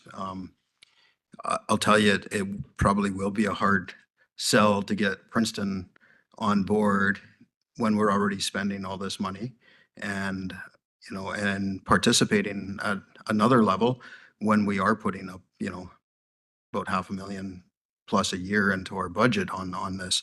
So, which doesn't sound like a lot, but when your taxation's $4 million, that's a lot of bloody money. So, you know, I have concerns there.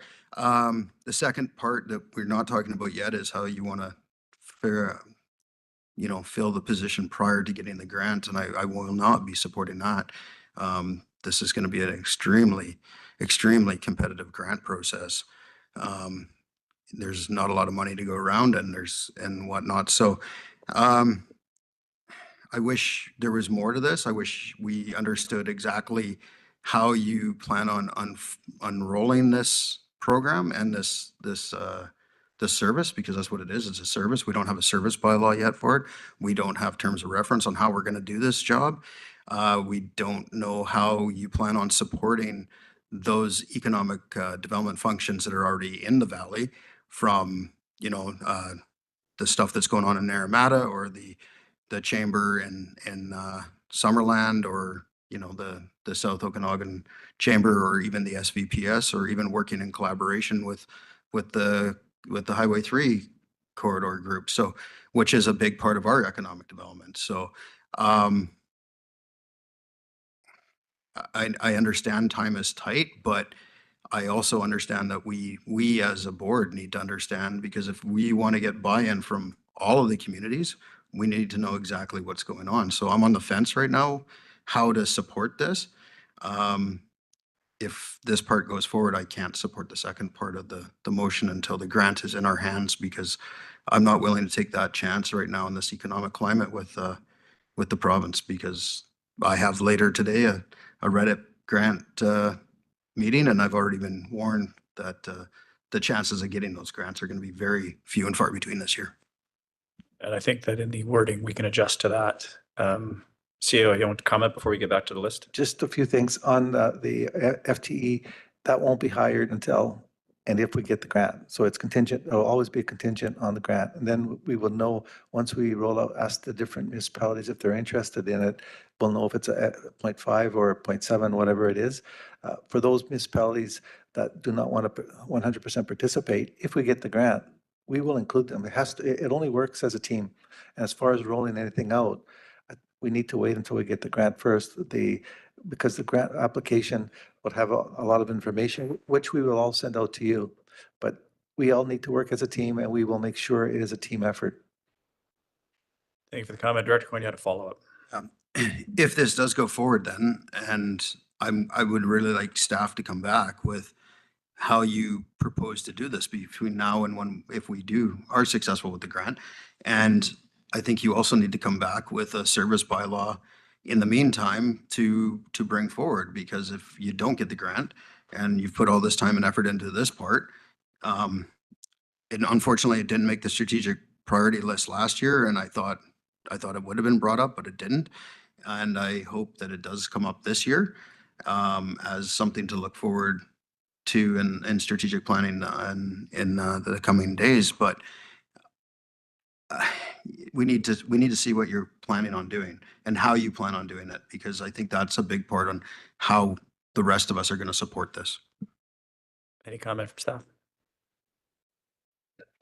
Thank you very much, Chair. Great comments. In terms of having a fully completed plan that staff doesn't exist. This is iterative. This is the very beginnings of a new function that the team is trying to support the board in recognition of the acknowledgement on the strategic tracker that economic development be a priority. So these processes are iterative. This is the beginning. I do think it has to be stated, as the board has said, that there's a lot of great work that is happening throughout the region in all of the communities. The intent here is to develop the capacity, which doesn't exist today, to come up with that plan so that the board can put their stamp of endorsement on the plan and ultimately move the region forward from an economic development perspective as one team working together. So that's the general intent. Thank you for the comments and clarity. Director Monteith. Thank you through the chair. So I understood that we had a regional economic development budget or service, and it was already fully allocated to the film commission. How is that going to work? And my other question is do we, with all this uncertainty, are we really going to hire somebody when we, possibly could look at a contractor, not knowing how this is going to roll out? CAO, comment? So you're correct, Director. That is the program where the economic development would go through right now. However, it's no cost to the taxpayer. So that while there would be a $50,000, and it just saves a 0.5 in the expense side, there'll also be a $50,000 on the revenue side for grants. So this is something where as far as financial goes, there is no risk. There will be some FTE time for staff to make this work, but that's only the extra work will be for the manager, which would be Mr. Kosh, and whoever we hire is at no cost to the taxpayer. Director Monteith, you had a follow-up? Yeah, thank you through the chair. And I guess I'm curious to whether community service is the right place to have economic development. I thought we talked about it moving under a different department because it was more fitted to a different area. CEO, I'll let you ask that, but we are getting a little off topic when we start addressing this. Right now, I believe that the managing director that we have is more than capable of taking over this department. And that's why I added it to that department about just after Mr. Kosh started. Thank you, Director Federico. Thank you to the chair. So I'm not sure if you've thought about what this FTE pay is going to look like, but most active people right now are between 120 and about 170,000. Try and find someone for less than that is going to be an interesting challenge. So in that, you have 50,000 covered, and if you don't have participating municipalities that want to contribute financially to that, then what are you just going to look at a part-time person if we're successful? If not, are the electoral areas picking up the difference to keep this as a full-time position? Like, where and how is this going to go financially? CEO, you want to address that? And then Director Federico, you'll be next. So we will keep it within the grant amount, whatever it turns out to be. If I said 0.5, could be 0.4, could be a 1. We don't know yet. We don't even have the grant yet. All I know is that this is a opportunity for the region to try something that we haven't tried before. And I have had some success in another municipality in establishing an economic development at the municipal level, which turned into a partnership with a regional district of that area. And if you go to RDCO, it's very successful. Yeah, we got Director Taylor and then Director Coyne. Yeah, we're asking all kinds of questions. Got all kinds of concerns. I mean, we really won't know until you get the application written and submitted, and if we get it funded. And I hope you take our comments and concerns into consideration as you prepare the application. And personally, I'm ready to call the question. Thank you. Director Coyne. Yeah, I'll try to keep it brief. The 0.5 is going to be a problem. I mean, straight up with you, that's going to be a problem. You can't get a lot done for 0.5 in the economic development world. I mean, that's my other hat in a different world. So it is a problem. And I'm going to strongly suggest that I don't know when I know the closing date's the end of this month, and I don't know when we'll hear about the grant. It probably won't be till next fiscal. So I would probably strongly suggest that you bring this forward at strategic planning. And if you want this to be a fully regional service, you don't go to the municipalities. We do it as a regional service that comes out of this board that then works with the municipalities that way, so that we're all participating, and you find the rest of that 0.5, and if not a whole nother 1.5 or something, because it's a big job. And because we are starting at scratch or from scratch, 0.5, I think, is setting us up for failure. There is no guiding document here to start with, and that's a concern. So I'm not opposed to economic development. I mean, I hope that's not coming across that way, because I don't want to see this fail if that's what we're going to do, because you get one shot at this, and if it goes down this time, the electorate's going to be like, you've done this before. I've been down this road 20 years, and we've hired and fired, and every time you bring a new economic development officer forward, the community goes, another one? Like, what are you going to do? So do it right the first time, and just get it done right. Any further comments? Director Holmes. I'd just like to request we split the vote. I have no issue with the first two ones, but I agree we shouldn't be approving any positions until we actually have the money in the bank. Agreed. I think that the wording will address that, because ultimately, yeah, I don't believe there's any intent to move forward with a FTE without having that grant attached to it. Sorry, I have both staff members looking to speak here. Well, I'll start. The wording can be changed to contingent on receiving the grant. That's what the intent is. It's just not properly written. So we could just change the wording.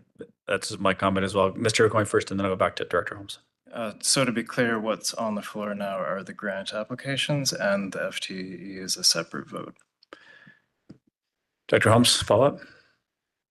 Yeah, I still won't be supporting it because we don't know if it's an FTE. I don't even understand why we're even voting on that, because it's kind of irrelevant until we know we have a grant or not. So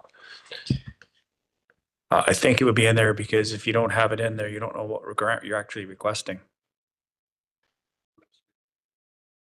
So currently, our motion is simply, because it is in two parts, is that the board support a grant application under the RDIP for Regional Development Coordinator. The board support a grant application under the Economic Trust of the Southern Interior for Regional Economic Development Officer.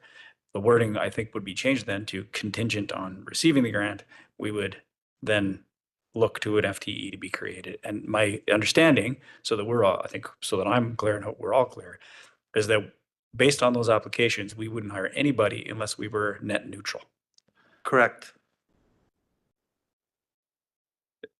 Go ahead, Mr. Coyne. So as is the motion that is on the floor can stand without any amendments. And if it passes, then we would look at amending the FTE motion. Director Holmes, does that fit your needs? Any further comment, knowing the direction we're in now? I see no hands online. So we're now moving just the first two parts to apply for grants. That's all we're doing now. So I call the question, all in favor. This is a corporate vote. And opposed. That one passes unanimously. And the second part is contingent on the grants. We would look to hire an FTE in a net neutral position. And if we're unfortunate enough not to find that, then this will unfortunately go away too. But if with the intent is to be net neutral, then I think that's how we have to leave it until, as Director Coyne says, it's time to make it part of strategic planning and part of a budget as a bigger item. But for right now, we have an opportunity in front of us. So any further comments or questions on that portion? Director Holmes. So FTE is full-time equivalent. What if we only have money for a part-time? But we've already said we're approving a full-time. Again, I think with the intent of the motion by net neutral, if we don't get it, we don't get it. I agree with your comment. CEO, did you have something there? The net neutral determines that it's a point, it would be a 0.5 depending on the amount of grant we got. So if we get 50,000, you're looking at, it could be a 0.4. As long as it's net neutral, it's not taking any money away from the taxpayer. It's tax free. Dr. Holmes, follow up? So I think this is a completely irrelevant resolution. I think this is a budget discussion and we have the money, and then we discuss it a budget that's when we discuss new positions. I don't get this resolution at all. So. I don't know if staff wants to address that. So the reason we're asking for this now is in case we get this before the first budget comes to the board. So if we get the approval, let's say in November, we don't have to come back or wait to hire someone in January, February. I would think it's also awkward to ask for grants for a position we haven't actually suggested we want to have. Director Federico.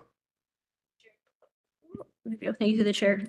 So what happens if we get the ETSI grant, ETSI BC grant, but we don't get the RDOS grant? Your ETSI BC grant's not going to cover a report at 25,000, so it won't cover a position. So I'm in agreement that we probably shouldn't even be looking at an FTE right now at all. Also, to try and find an economic development coordinator is going to take you half a year because they're very far and few between. So really, I agree with Director Holmes that that's a moot point. We probably shouldn't be talking about it. So I will motion to defer until we get to budget time.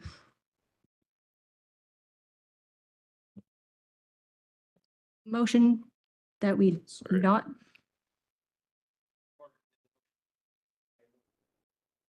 So the full component is on the floor. One motion, two votes.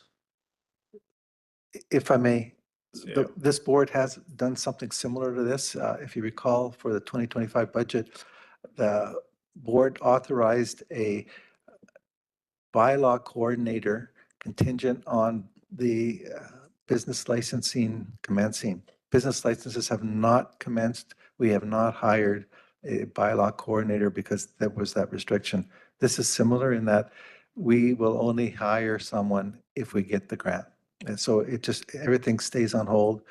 And that bylaw coordinator, again, still isn't hired until the business licenses are approved and we start selling business licenses. This is a follow-up or a new question? I have Director Quinn ahead of you if it's not a follow-up. Right. So if he made the motion for all three, then we have to deal with that the board approve the FTE to be created and apply for early approval for the budget 2026 budget. So we either need to amend that or we need to vote it down. So that's what we have to deal with right now. There's nothing else on the table. So I think we need to make clarity than that. Yeah, thank you. And I'm going to go to Mr. O'Coin first, then Director Taylor's and Federico. Thank you through the chair. So it is two different types of votes. The FT vote is weighted, so it shouldn't have been considered together, which is why we addressed just the grants with the first vote. Right. Director Taylor.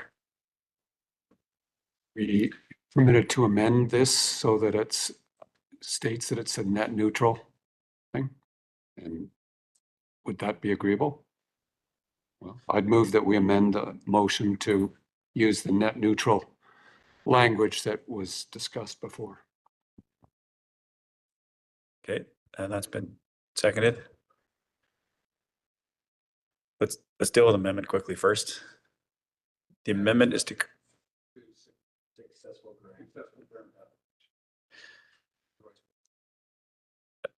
so before we start having separate conversations, everybody, let's make sure that we're on the same page. My preference would be that because we are dealing with this as a financial thing, worried about separate applications for grants, the wording could actually be on successful application, successfully being awarded the grant for each item. It closes the door to say, again, I'm not doing that. I think if we apply for grants and we're going to be net neutral, might not be able to get someone and we move forward anyway.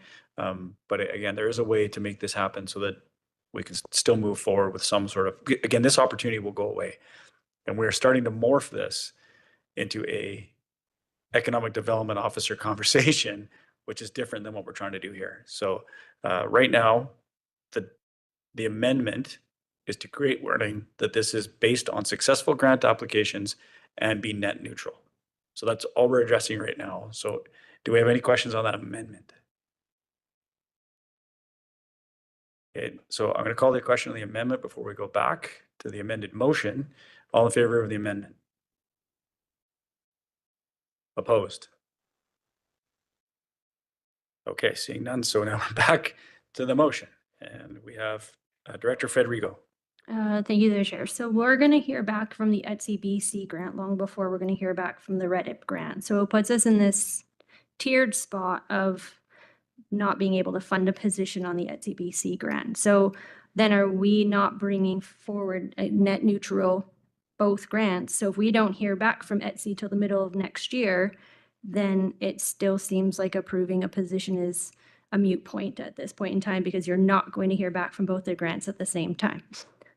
And then one could be contingent, like you might get one and not the other, because the likelihood of an BC grant was probably higher than a RDOS grant. So just, I think we're beating this horse because that FTE was put in there right now, supposed to just let's apply for the grant and see what happens. So, yeah. Comments? CEO, you have a follow-up, or sorry, Mr. Thank you, Chair. I was just going to say, if one of the grants were to be successful and the other one were not to be successful, we'll certainly keep the board apprised. We'll explore opportunities, perhaps consulting support for the one that is successful. It won't quite look the same, but we'll definitely keep the board apprised as to what exactly that looks like if one is successful and one is not. CEO? And net neutral pretty well speaks for itself. It means that there's no additional taxes to our taxpayer. That's where my thoughts are as well. So any further comment on this part of the motion? Seeing none, this being a corporate vote, I'll call the question. All in favor?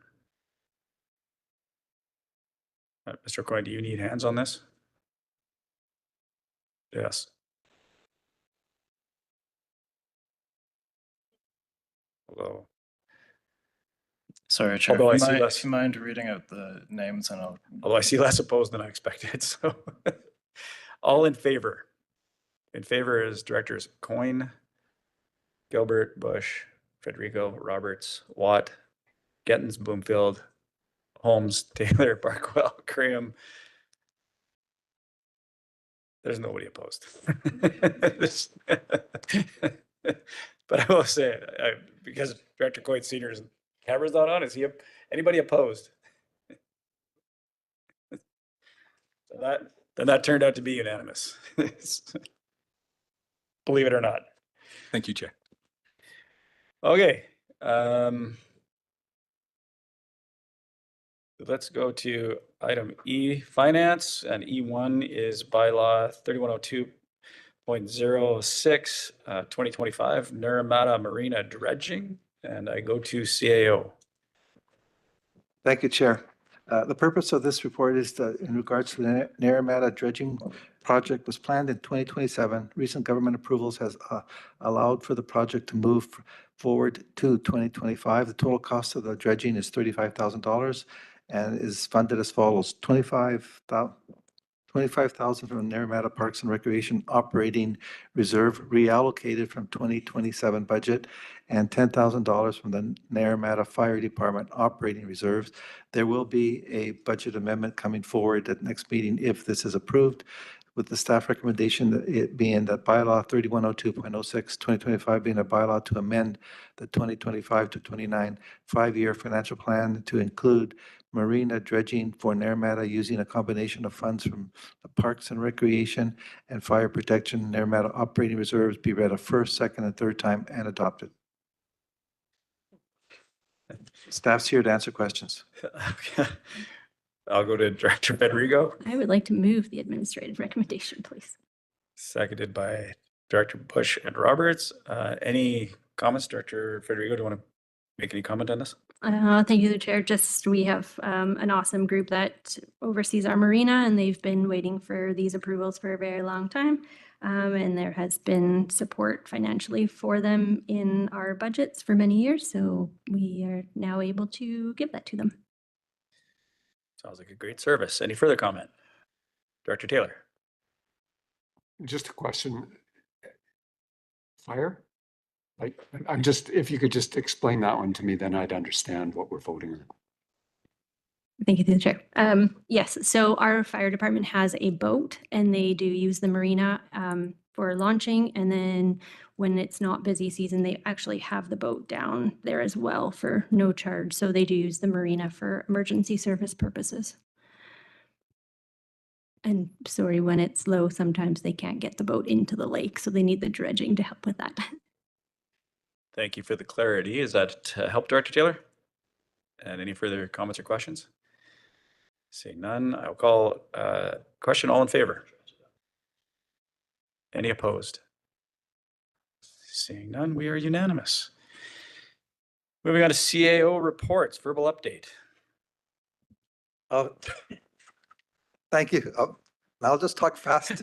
So we just, as you all know, we were at the UBCM conference last week, and we, at the regional district chair, vice chair, and the directors attended 4 official meetings with ministers and staff, and 4 unofficial meetings which were established at the point when we were in Victoria.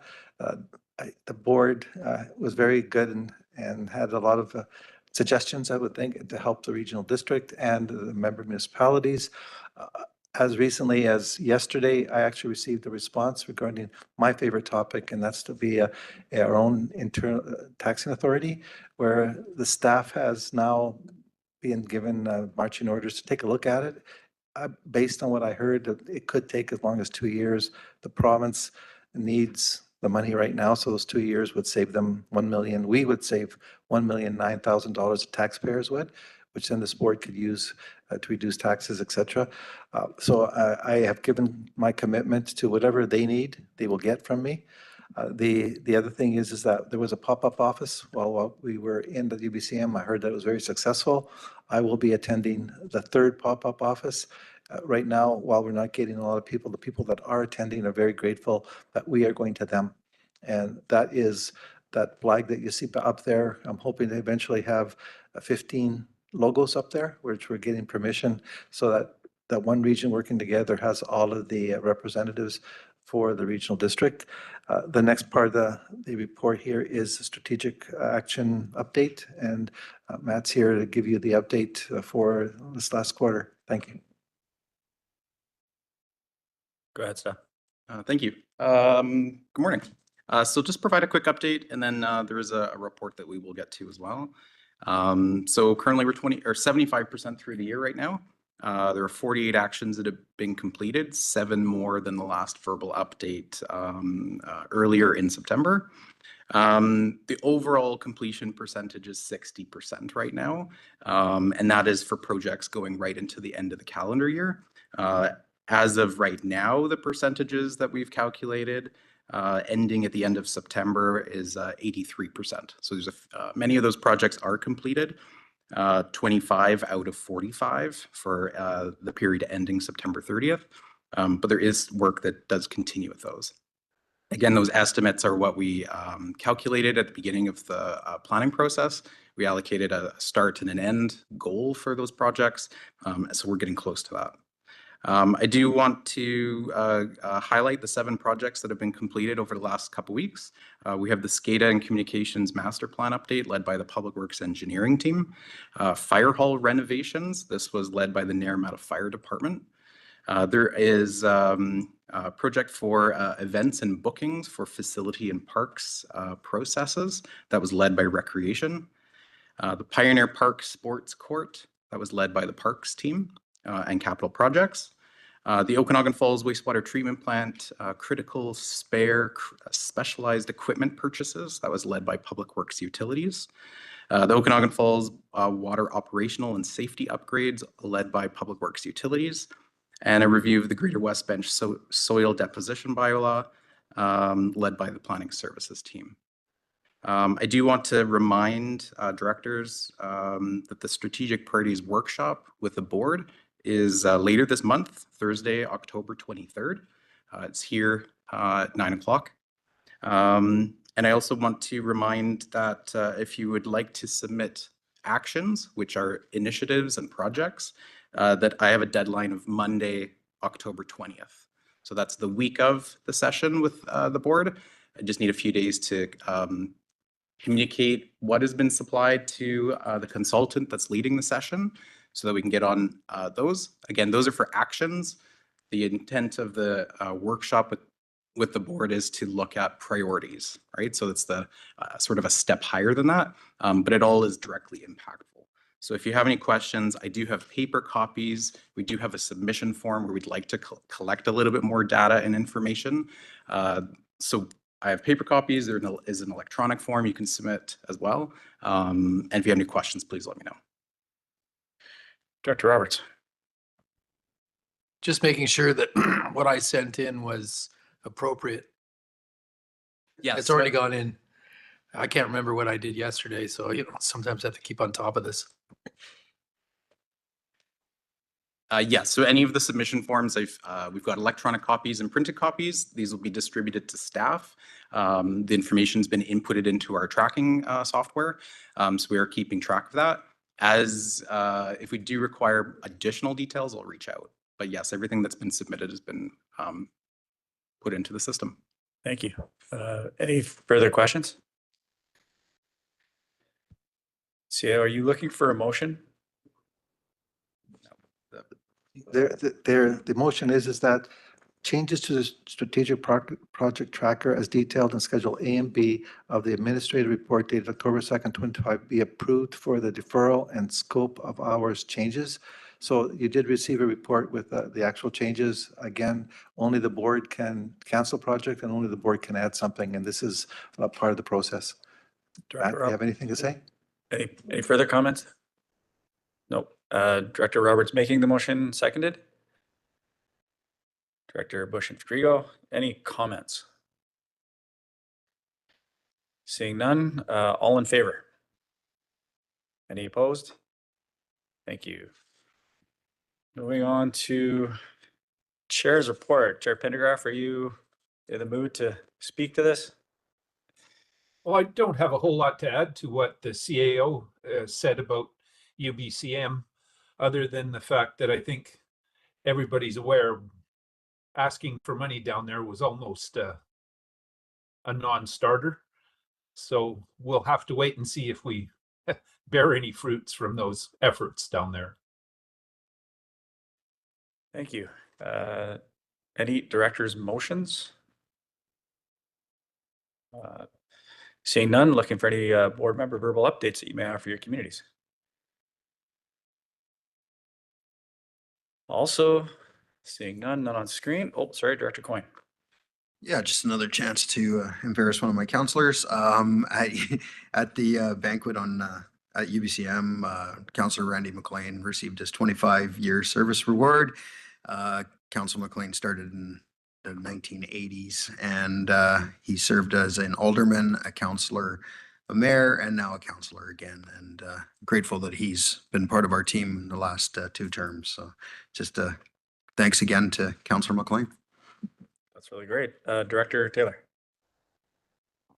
Yeah, just flag, we had our 75th birthday for our volunteer fire department, and yeah, really well received, and we have a good service, and it was a good day.